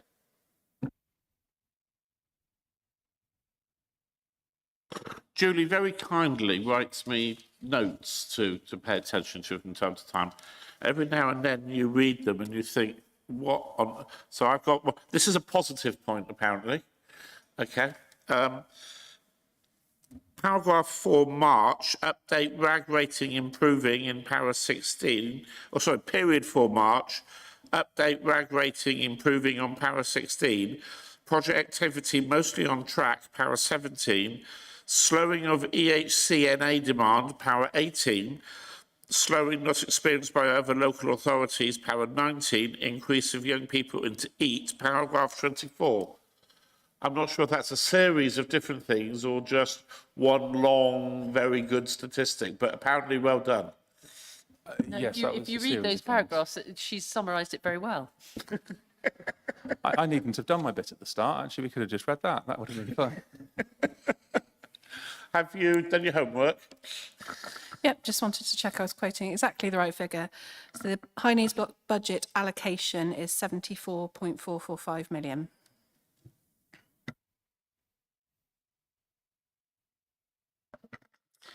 So we budgeted to spend 104.5 million.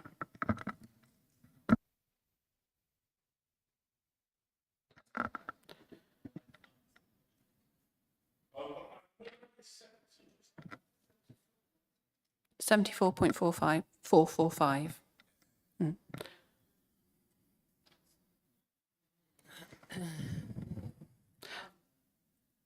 But all of those values are built into our safety valve revised plan, so there's no surprises there.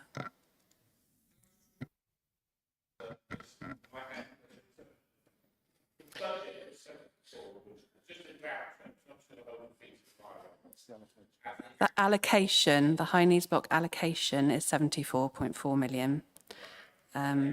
We budgeted to spend 104.5 million.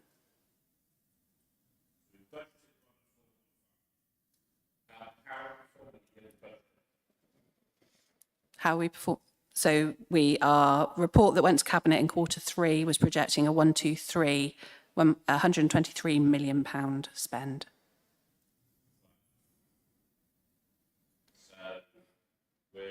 Our budget was 30 million under our application, and spend has got 80 million over our budget.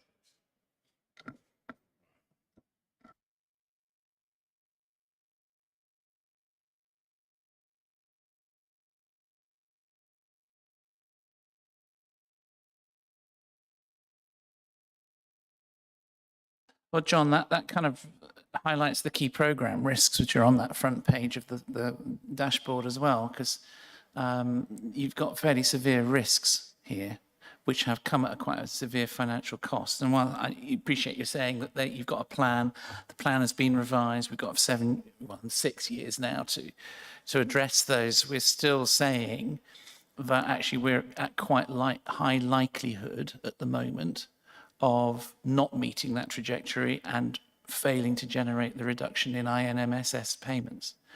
You know, I appreciate that you feel confident that those can be addressed. I guess we just have to wait and see.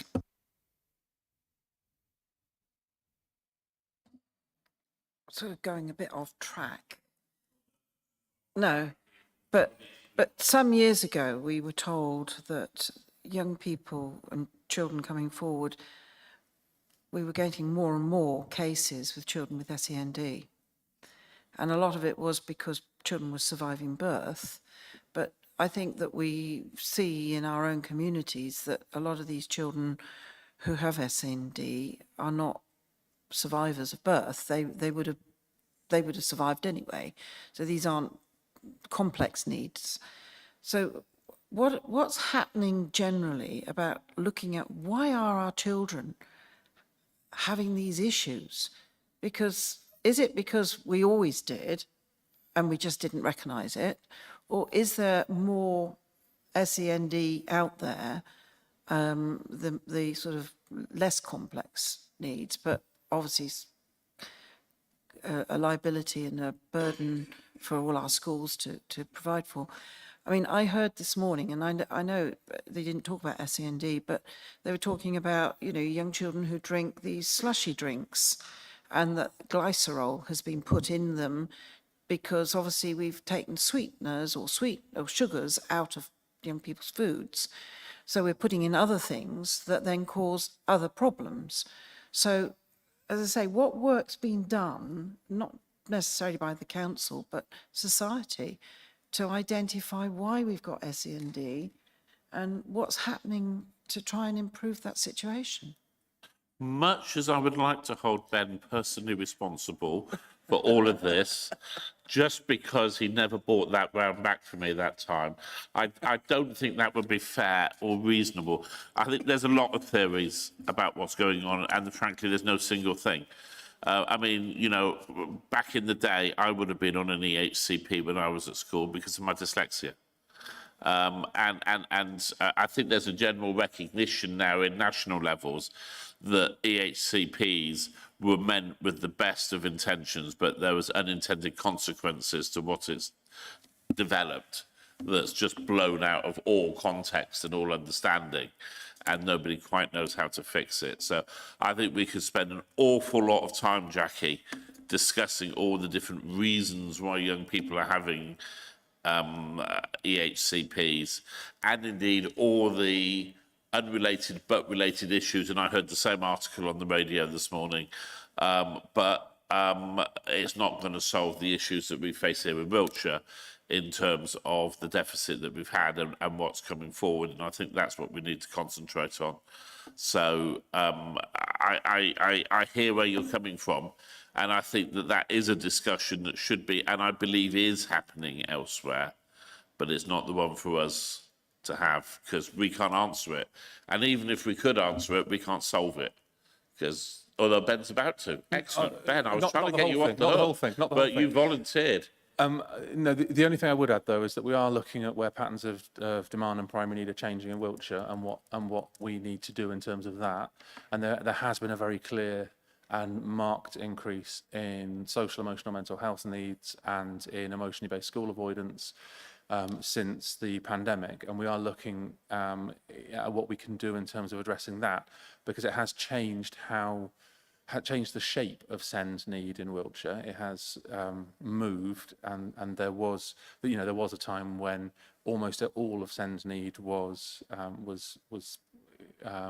autistic spectrum condition and things like that, and learning disabilities, and actually those percentages are shifting in terms of where the need lies, and so we are looking at what we can do in that. But yes, as the chair has pointed out, unfortunately I can't give a more global view, but in terms of the Wiltshire response, we are monitoring that and being quite clear on where we need to change things to have an impact. Anyone else for anything else on this? I mean, I have to admit, I wouldn't want to be doing your jobs on this one, on safety valve and on EHCP, because you can't win whatever you do. So good luck.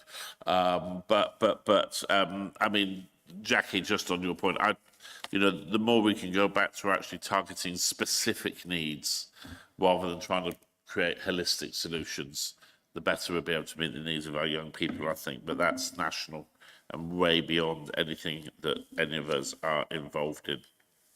So, shall we confirm that we've noted that a review of the plans to invest the funding received to support the reduction of EHCPs is to be included in the forward work plan for the committee? We will continue to monitor and continue to take a regular update at each of our meetings. And I'm pleased we pulled this up the agenda this time, because I think we've been able to have a better discussion on it rather than the last minute splash and dash as everybody wants to go home. Let us move on then to item 10, which is the executive response to the final report of the out-of-county education rapid scrutiny group, pages 67 to 72. The report of the Rapid Scrutiny Group was approved by the committee in January, and I'm really pleased to see that the recommendations of the group have been accepted. Catherine, is there anything sort of additional you would like to add to what's been said, or to back up what's been said in there? I hope the report's clear in terms of how we've accepted the recommendations. There are a couple of points of clarification in the report around definitions, particularly around statutory duties. I think there was an implication that perhaps there was a lack of clarity around who had statutory responsibility for children with SEND who were placed in schools outside of Wiltshire, but who were resident in Wiltshire. So that's been partially clarified in summary in this report, but obviously there was a request for a fuller briefing for the scrutiny members, which we can deliver, and we've got no concerns about what's been asked for. We're able to provide all of those pieces of information. Excellent. John, you were the lead member on the scrutiny group. Are there any comments that you would like to make? I think something to do with the target date, but over to you, sir. Yeah, thank you, John. I'd like, first of all, if I may, to thank Laura, Catherine, and all the lead officers for the very positive response to this. It really is in a very generous spirit, and I'd like to acknowledge that. I wonder if I could just pick up, though, particularly on the first point, following on what Catherine was just saying, and that's on the responses on page 69. And I wonder if we could just look at page 69 just for a moment. There are detailed comments about the 7 responses, but I would like to pick up the fact that Catherine mentioned about the briefing, which is very important, I think, because it's going to answer some of the questions which were raised by a number of people who gave evidence to the committee, to the scrutiny committee. And in the top right-hand corner, it says committee members will be provided with a briefing covering the 7 points. Now, I'm conscious, obviously, of the local government elections. So whilst I was very pleased to see the target date of May and the implementation date of May, could somebody be kind enough to give some indication of when this briefing can actually take place, given the issues which we are all aware of? There are no limitations from a capacity perspective from services to provide that briefing, but I'll have to defer to Democratic Services around what we're able to deliver in the pre-election period. Thank you, Catherine. It's just I just didn't want this to be dropped. That's to be left too long. I think that's really where I was coming from, John. And in conclusion, could I just please thank everybody involved, and I'd particularly like to thank all those who gave evidence and all those who've completed this response here, and also finally pleased to thank the two senior Democratic members who looked after us so well. That's Marie and Julie. I would like to record my thanks on behalf of the committee to them both, if I may. Absolutely. I think that you're right, John. We're going into an election period now, so that there'll be some limitation on what can be done.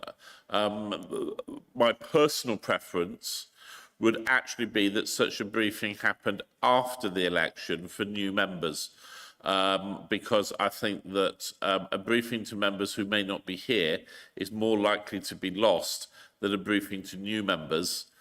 So my encouragement would actually be that that briefing happens post 1st of May.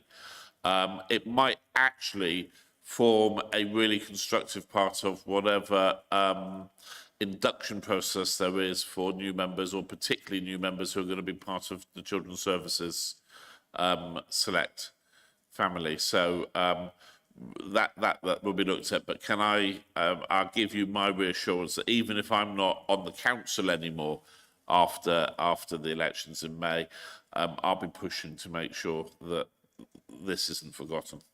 Thank you very much. And I suspect the lady just in front of you will as well. Thank you very much, John. I think she might, yes. Jack- I shall be printing out, well, there's a spare copy down there. I shall keep it of the agenda, and I shall be waving it about a lot if I'm not getting the sort of information that we need in the southwest of the county.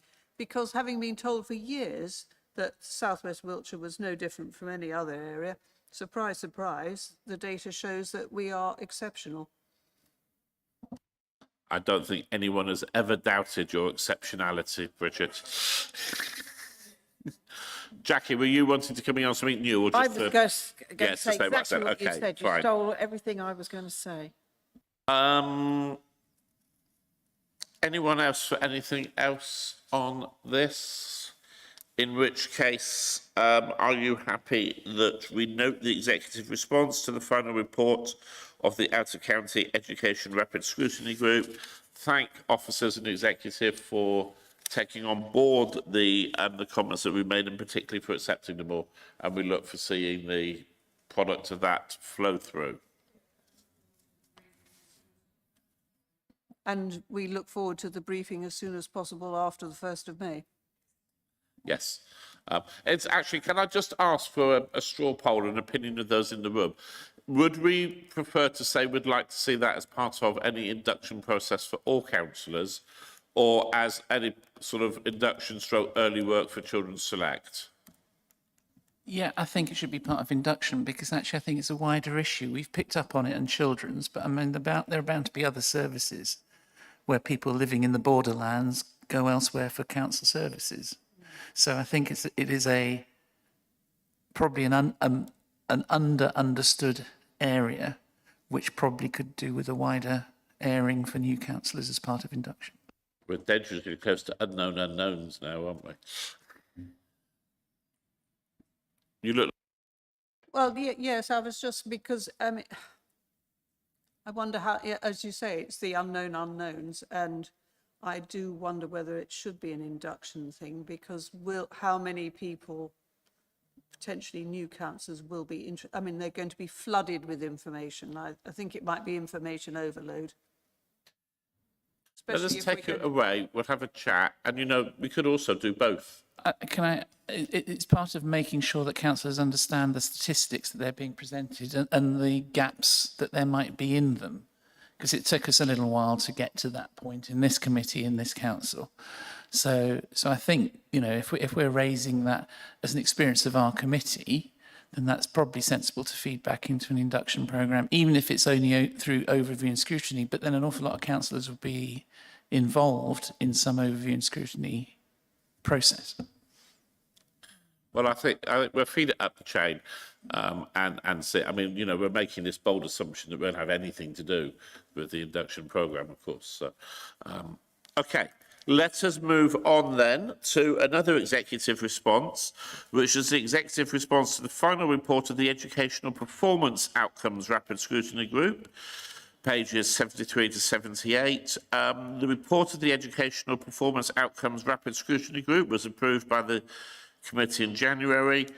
Another positive response, although recommendation 3 was partially accepted, to do with anonymisation, I think, if memory serves correct.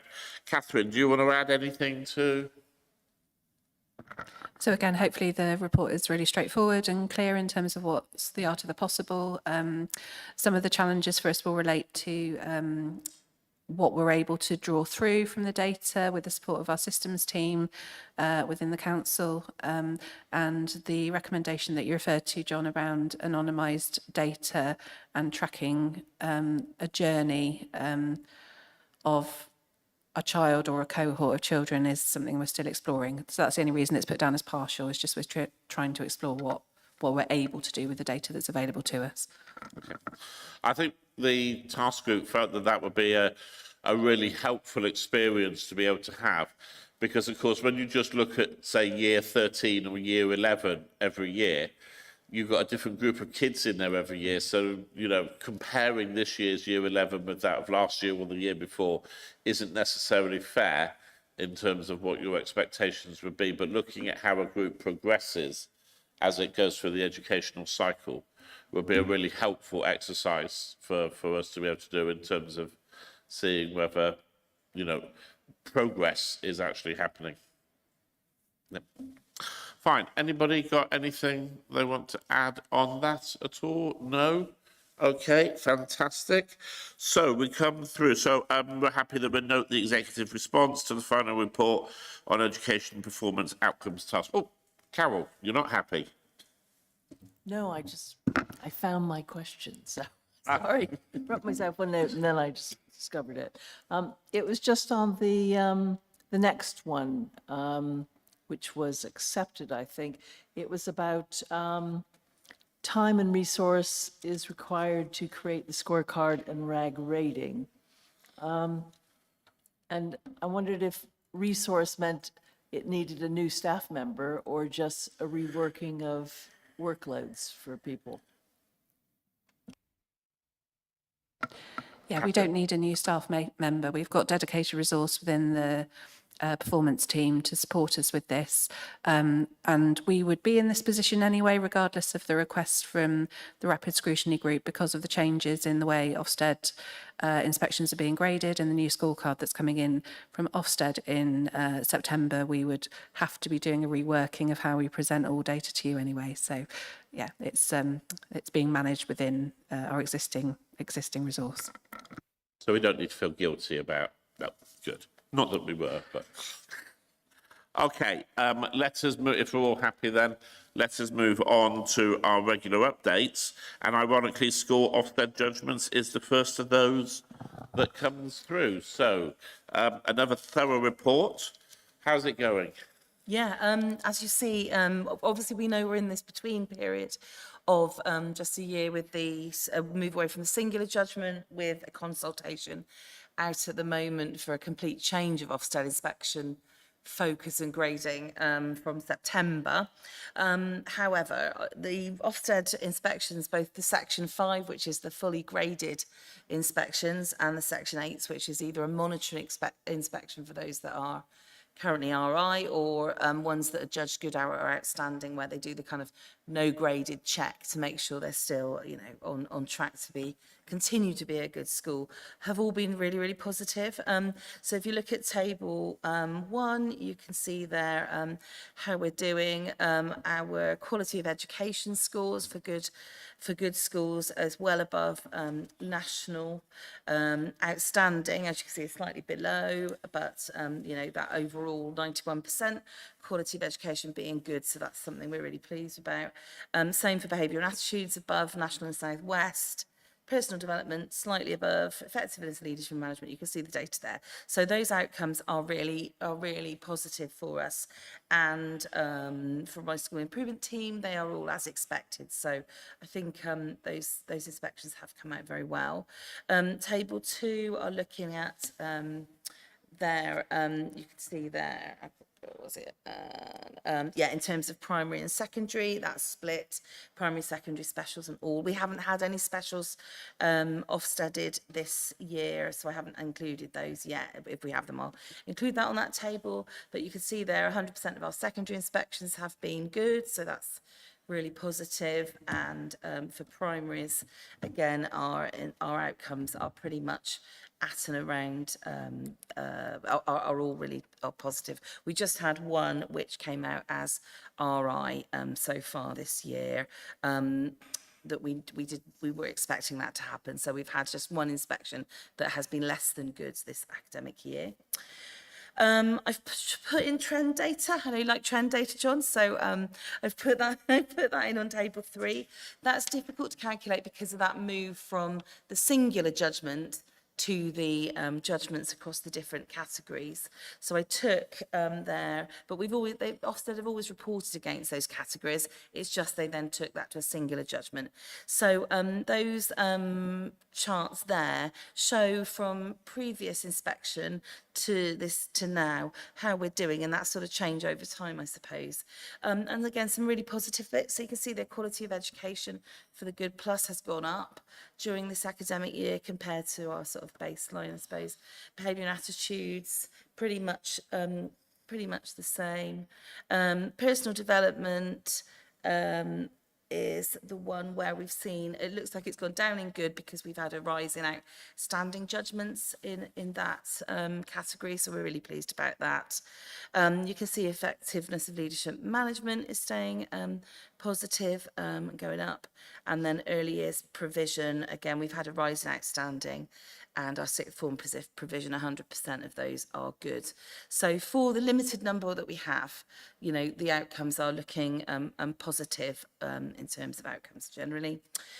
Table 4 is the ungraded inspections. So that's about, as I said earlier, making sure that schools that are either good or outstanding are still maintaining those standards, or hopefully increasing that, so that if they were inspected at a section 5, they may get better than a good inspection, or that those that are currently RI are on a positive trajectory to get good at next full inspection.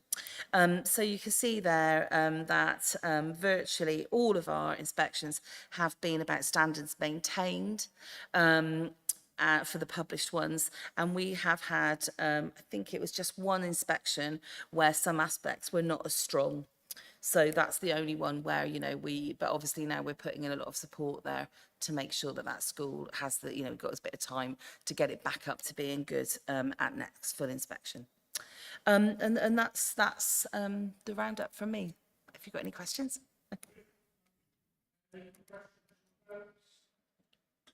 I mean, I must say thank you. It's such a comprehensive and helpful report, and it is reassuring to see that and to understand better what's happening across our schools. So, thank you for our Ofsted reports that we get nowadays. They are jolly helpful. Thank you. So we'll move on then to DFE changes. Update from the Department of Education. Any comments or questions from anything from officers of a particular? I think for me, one of the interesting things is the Children and Wellbeing in Schools Bill, page 87, is going to be giving academies much the same duties as we have for schools, as we have with maintained schools, which is to be welcomed, I personally feel. disappointed, though, that we're still not seeing anything about academy trusts being subject to the same inspection regimes that, for instance, we as a local authority are with our maintained schools. Laura, I think you'd agree with me that there's a united opinion at the LGA that that should be the case, but it's still like knocking down a brick wall, isn't it, in trying to make that. Okay, let's go on then to 12C, 91 to 96, working together to improve school attendance. Who's got that? There we go. Thanks, Chair. So in relation to the implementation of statutory guidance working together to improve school attendance, the Improving School Attendance Programme delivery continues. Analysis of the attendance data indicates that attendance for disadvantaged learners is improving, and that programme looks specifically at support for schools and settings in relation to disadvantaged learners.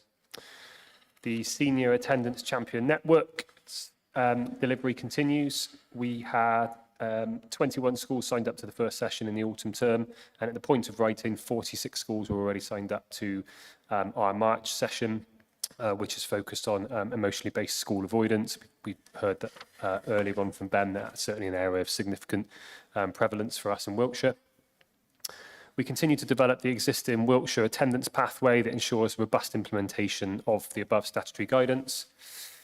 We have, in addition to the WAND national data for attendance, we now have 211 of our schools signed up for the data sharing with our group call system, which enables us to produce an attendance data dashboard that significantly supports our targeted work in relation to attendance. Through our engagement with the DFE, there's been significant recognition of the strong position we're in relation to our attendance systems and processes as per the statutory guidance. We're currently engaging with the DFE to support them with a request for some action learning sets that they're putting on, as well as a toolkit relating to attendance nationally. The focus for the support that we're providing to the DFE is around our strength of our attendance data and also the attendance support provided for disadvantaged learners. The DFE Attendance Advisor has recognised that there's excellent existing and emerging attendance practice in Wiltshire, and we've also recently met with a large rural local authority on the request of DFE to support them with their strategic attendance approach, including data analysis. Attendance data continues to show Wiltshire in a strong position compared to national and regional comparators. Where data is not in line with the national average, for example, for authorised absence rates, this is still better than the regional comparators, and this is regularly reviewed through those strong and robust existing systems and processes. Secondary school attendance is an area that we're continuing to focus on. We've recently had an extensive review completed by myself and the Education Welfare Service Manager, and we've got a clear action plan in place for targeted schools, and that's been implemented during this spring term. Thank you.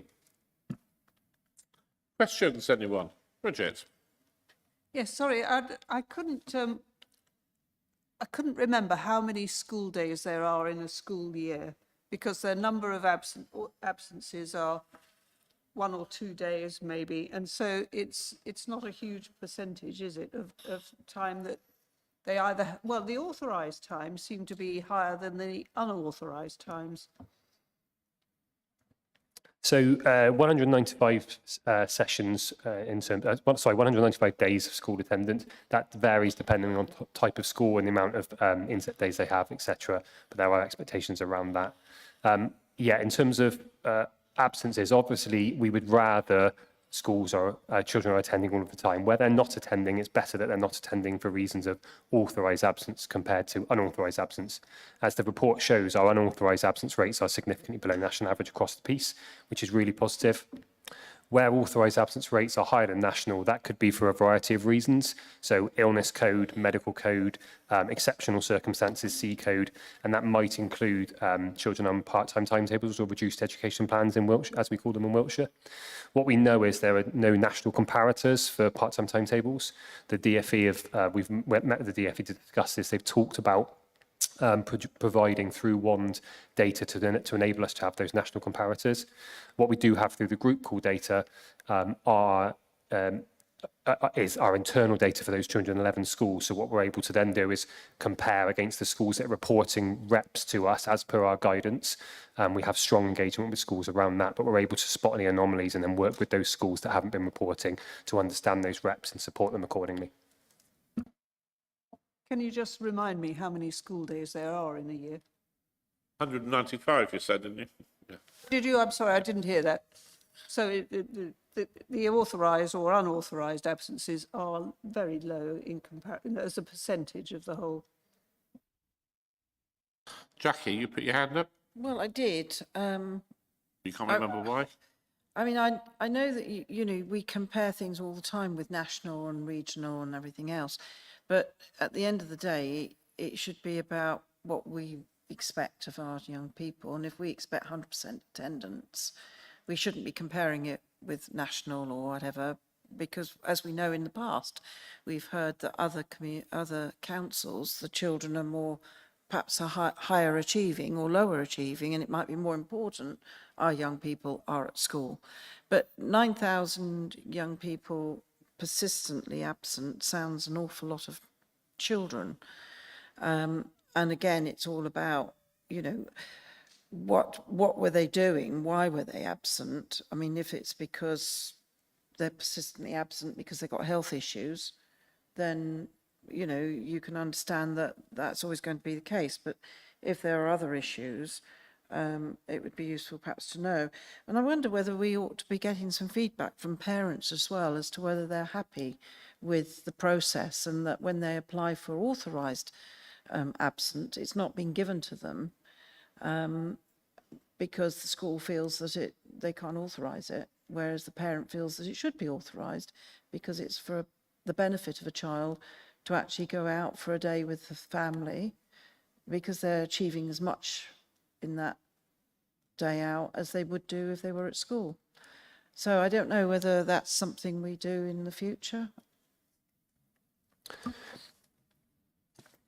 Thank you. Thanks for that question. So just to start with the query around the benchmarking and high aspirations, I completely accept that the national average is a really important metric that we have to compare ourselves to, and we will be able to account to through multiple inspections, but that doesn't mean that that's the standard that we expect. We're currently working with Wiltshire Learning Alliance to put together targets for attendance that are aspirational. The challenge there is we have to accept that each context in each school and each community is different, and actually it can be counterproductive to set an attendance target of, let's say, 97%. That there may be some school environments that wouldn't be able to achieve that for a number of years. So we're looking at how we can make sure that we're aspirational, but actually we're also setting targets that are achievable and that our schools are supportive of, as well as parents and carers. What we do know, however, is from the comparators that we do have through national average, the persistent absence rate is significantly better than national, 18.1% for Wiltshire, 19.2% for England. So that is a significant strength, and we need to celebrate that, whilst obviously focusing on the need to support those number of young people that are persistently absent. In relation to supporting schools and listening to the voice of parents and carers, working together to improve school attendance very clearly identifies that schools should be listening to the views of parents, understanding the barriers to absence. And what we know through our targeted support meetings through Education Welfare Service is that schools do that generally very well. We're not aware that there are high rates of complaints for schools in relation to coding and inappropriate coding, and actually schools have attendance policies that clearly set out how they will liaise with parents and carers, and listen to the voice of young people as well really clearly. Just one thing from me, if I could. The tables of data under section 2.5, starting on page 93, I found those really, really helpful. Thank you very much indeed. One of the things that I was quite pleasantly surprised at, if I can put it like that, was the levels of unauthorised absence for can I call them the three target groups that are showing there on page 94. Purely because those levels of unauthorised absence weren't as high as I was anticipating that they perhaps may be. I just want to ask one clarification on it, because, of course, all of these ones, they're with ever diminishing sizes of group, so the actions of a few will have significantly more impact on the statistical figure at the end than when you've got a much larger pool of kids. So if we look within those, for instance, the free school meals indicator where we had unauthorised absence of 4.1 against an overall absence of 11.6. So that unauthorised absence of 4.1 against the unauthorised absence of all pupils of 1.7. That 4.1, were there particularly bad ones in there that dragged that?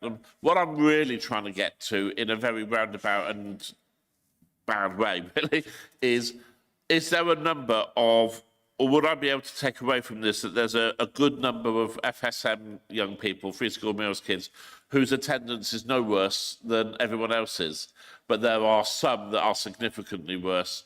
Or is it that they are more across the piece worse if they're free school meals? Does that make sense? It was very badly asked. I need Helen to frame my questions. Well, can I get an answer to this? I was going to say, because a lot of the free school meal children are the younger ones. I mean, when they get older, they get it free school meals because they have a requirement. You're changing the context of the question. So Jackie. therefore, if the free school meal children who are taking the absences are the ones that wouldn't naturally get free school meals when they're older. No, it's qualifying people for free school meals. Even if they're in a school that gives every child a free school meal, you still meet a criteria to qualify for free school meals or not. Well, all children in the first year, they get it. But it's about segregating, isn't it? So Yeah. free school meals, some will have EHCPs, some will be, so it's about understanding the impact of the SEND or the AHCP figures on the FSM figures. Is that really what you're asking? Or is that something else? No. What I thought was going to be a reasonably easy question that I asked so badly. Let me start it again from scratch. You've got 1,375 kids who, those are the number severely absent. So out of our 9,703 kids that we've got that go to school here, you've had unauthorised absences of 1.7%. Okay. Of the 3,779 young people who qualify for free school meals, we've had unauthorised absences of 4.1%. My question is, within that cohort of 4.1% that all have had those absences, are there some who have had who are very hard work, and most of them are actually no different than all the other kids? Or is it generally, if you're a free school meals kid, you are more likely to be taking unauthorised absences? Yeah, thank you, Chair. So to answer that question, there's a few clarifications. The first thing is to say that being a free school meal child and having that additional vulnerability in theory doesn't result necessarily in poor attendance. And we have lots and lots of young people who are free school meals with 100% attendance who are thriving in school, and that's really key.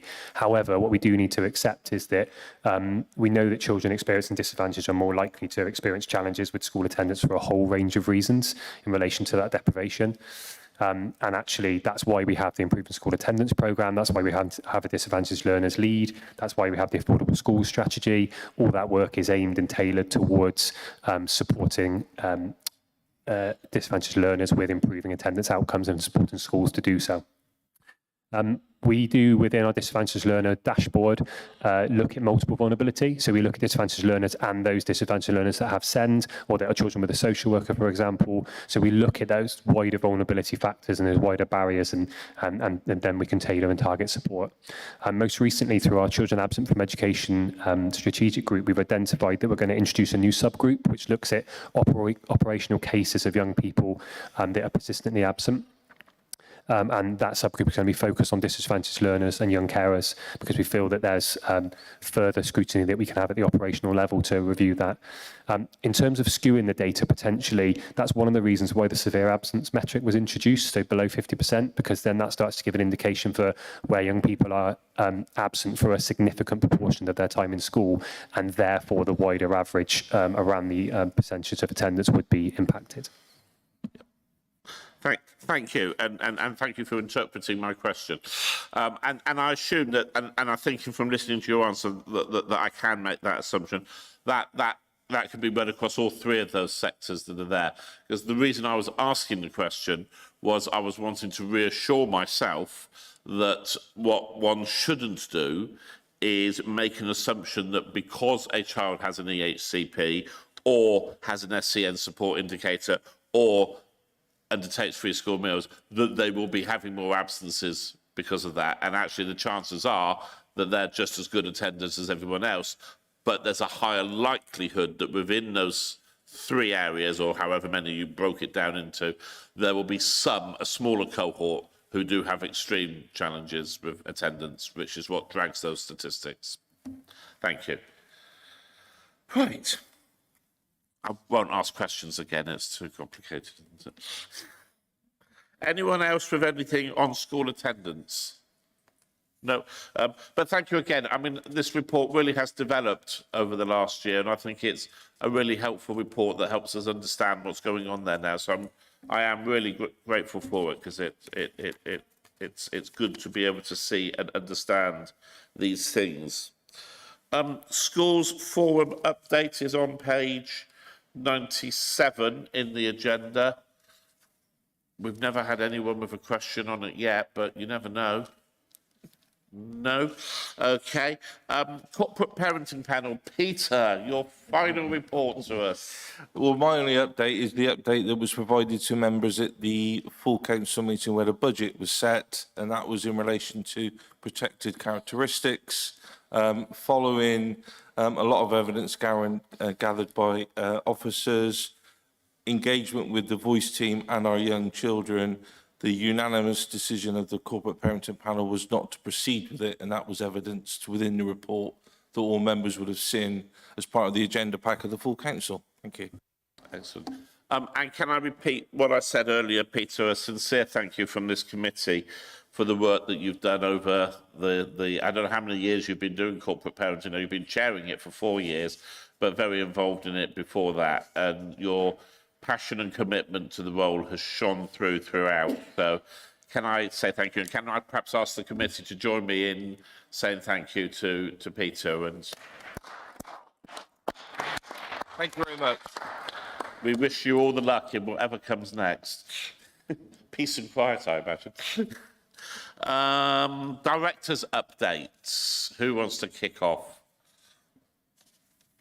Thank you, Chair. So I think it's just to note in terms of recruitment to key positions. I don't think we formally recorded up to now that Jen Salter was successful in her application for the corporate director post, and on return from her maternity leave will take up that post later this year. And recruitment to the director of families and children is currently out to advert. And again, by the time this committee meets again after the election, hopefully we'll be able to make some announcements regarding appointments there.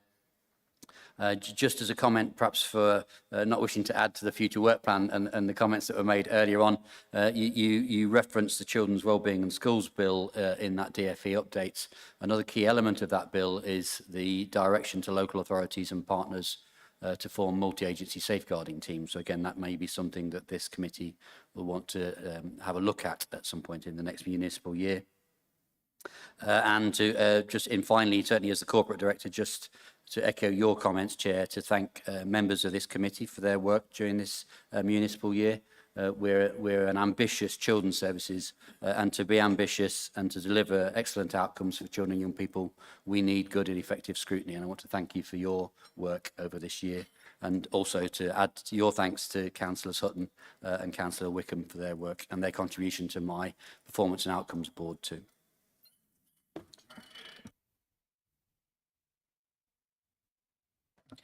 Yeah, I just wanted to update the committee on the fact that we were very pleased last Monday to be invited as a local area partnership group to go down to Taunton to speak at the Southwest Send Peer Network event.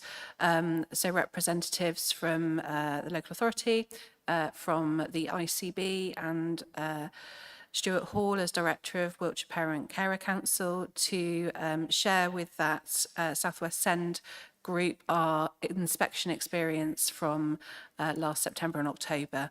And that was really well received by the group, and it was a privilege to be asked to go and share that information. Thank you very much. Do you want to, any updates? I think Darragh has covered most of the things, but I just wanted to mention that last week we went to a peer review, peer challenge with colleagues in the Southwest. And what's really pleasing is how Wiltshire is viewed by colleagues. And we had one of the local authorities being interested in, kind of working with us as part of the sector-led improvement partner. So I think that's really positive work that's actually going out into the Southwest region. Thank you. And I thank you, and I think that's a really good point. I was at the LGA peer mentoring conference last week for those people who are peer mentors and all the rest of it. And amongst both members and officers, Wiltshire has got a reputation as being one of the leading authorities on things now. So for its children's services, I must stress. So I think we can take great pride in that. Any other officer with anything? Then Laura. Thank you. Well, I just want to echo my thanks to everyone for the scrutiny over the last 12 years that I've been lead member. It's always been a challenge, which is good. But just a chance to reflect on, as John says, where we were 12 years ago when children's services were inadequate. And certainly scrutiny played a vital part in getting us back up to where we should be, in addition to all the work that the officers are doing and so forth. And I suppose just a chance for me to reflect on 12 years of being lead member, the sort of projects and the things that we've achieved in that time for our young people. And excuse me, I know I spoke at full council about those preventative projects that we've put in place. That has saved this council so much money, but also I really think about the difference that that's made to children's lives, the children who have kept being, who are not in care, for the mothers who have had endless babies taken away from them and are now in much stronger positions. And I think also of the children and the better lives that they are having. And I think just the work that we just saw from the family hubs, of the help that we're giving parents at the time that they really need it, really does have that benefit. So, I think that preventative work is really the thing that I will feel most proud of what we've achieved here as a council. And then particularly in the SEND arena, I think those of you, I don't know how many of you were here when we were doing the work to make the changes to particularly what is now Silverwood School, but the changes we had to make to St Nicholas and Lark Rise and Radford School, it was utterly miserable, I have to say, to go through that process, but to see the changes and the improvements now to that whole sector is great. And we just have to push on through on the safety valve, because I think the work that we're doing is right and the support that we've got for families is good. We've just got to keep going. But thank you all very much. It's been an absolute delight to have this role. Thank you, Laura. Suzanne, anything from... Thank you. Yes, I do have a few comments to make. I should say good afternoon, my name is Suzanne, but I apparently have an alias, which I've found out today, called Sheila, but there we are. I will forgive the chair. There's a couple of things I want to highlight, and as you know, I've reported to the committee several times about the Dyslexia Friendly Schools programme, and it's not my only focus, I promise, but it's close to my heart. And I had an email exchange with the lead SSE specialist special education need lead on that, because we've kept in touch, obviously, about the programme, and they've just had the first school of the second phase qualify with the British Dyslexia Association. So that is absolutely fantastic. And there are obviously more to come, as it were. And they're so much so, they're delighted that they're having a celebration event in County Hall on the, and I've written the date down, on July the something. Sorry, 9th of July. See, it could happen to us all. Pardon? Absolutely, yes, but I just couldn't read a bit of paper. I didn't forget someone's name. However, I won't throw that at you. No, 9th of July. Now, I will not be a councillor at that point because I'm not standing for election, as I know you all know.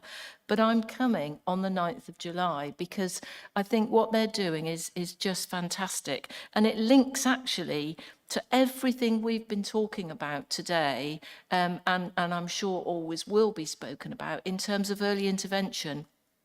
This is intervention into a child's education where they don't even realise they need intervention. I don't know if any of you listened to Radio 4 this morning. You obviously did because you heard about the slushy stuff, whatever it is. But Jamie Oliver was on there. Did anybody hear that at all? Yeah. So I just picked up on that because, as I say, it's close to my heart, and I know children who've gone through this situation. He actually said that his self-esteem and his self-worth evaporated when he went to school. And that was the effect of the fact that he is dyslexic, particularly, and I know there are lots of other, situations that young people find themselves in, but those things evaporated for him because, and his words that he used of himself were thick, stupid and dumb. And I think that really, really hits home. And what we're doing in this county, and we are outliers, is we are providing those children who go to school who don't even know they're dyslexic.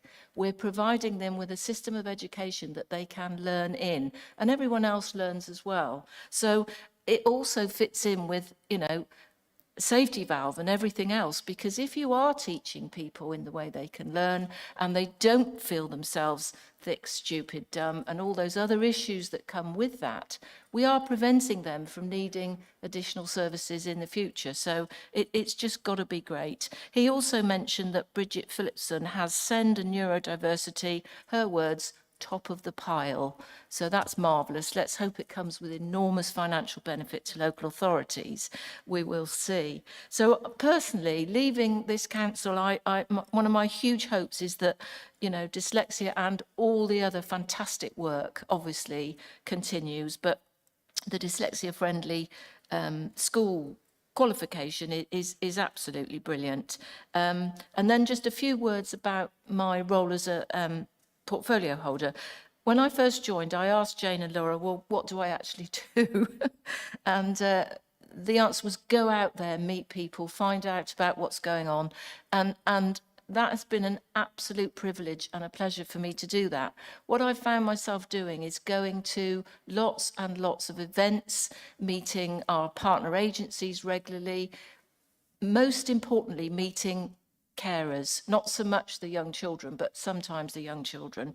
And what that has enabled me to do is to connect some of the people that we work with. For instance, I've gone literally from probably one of the biggest organisations in the county, as in Wiltshire College, in terms of a setting, right down to an individual AP with one child at a time. And sometimes I've been able to connect people who didn't even know there was a connection to be made, i.e. going to an alternative provision who had absolutely nobody else, they thought, in their position, but actually there was, the other end of the county, there was.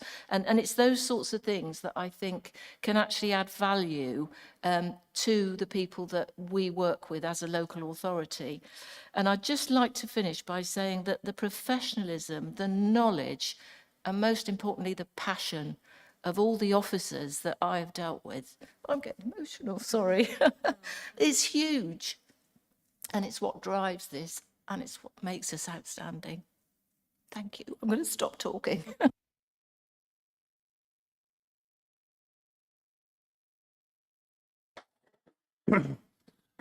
and that passion shines through that you've brought to the role. So thank you, Suzanne. And I've remembered now why I was wanting to call you Sheila, and it was actually a compliment. Sorry? You keep reminding me of a lovely lady called Sheila Ainsley, who some people may remember Jack Ainsley of many, many, many, many years ago, who was a county councillor, and his wife Sheila. They lived out Minor way, but you're not a doppelganger, but you do remind me. So at least that's my excuse, and I'm hanging to it. Anything else you want to add, Peter? No. Okay, thank you very much. Very, very briefly, a chair's update. Nothing significant from a scrutiny point of view.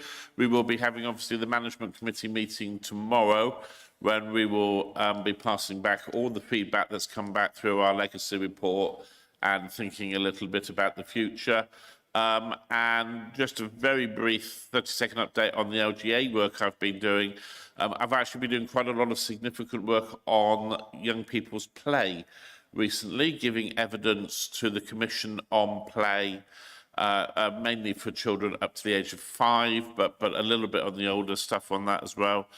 Chaired a session at the LGA conference on that, and indeed I'm chairing a webinar speaking on it tomorrow afternoon, I think it is. Carrying on with all of that. But beyond that, nothing else other than to repeat my thanks to the committee, to officers, to executive again, and say overview and scrutiny activity updates we've covered already, forward work plan we've covered. So the next date of this committee meeting will be the 11th of June 2025. And who knows who will be there. Can I also just sort of say that, you know, I think we probably have said it already, but we ought to be thanking you as well for all those years that you've given us and how well you remember everything, because I can't remember it. And yeah, except for people's names. But yeah, thank you, John.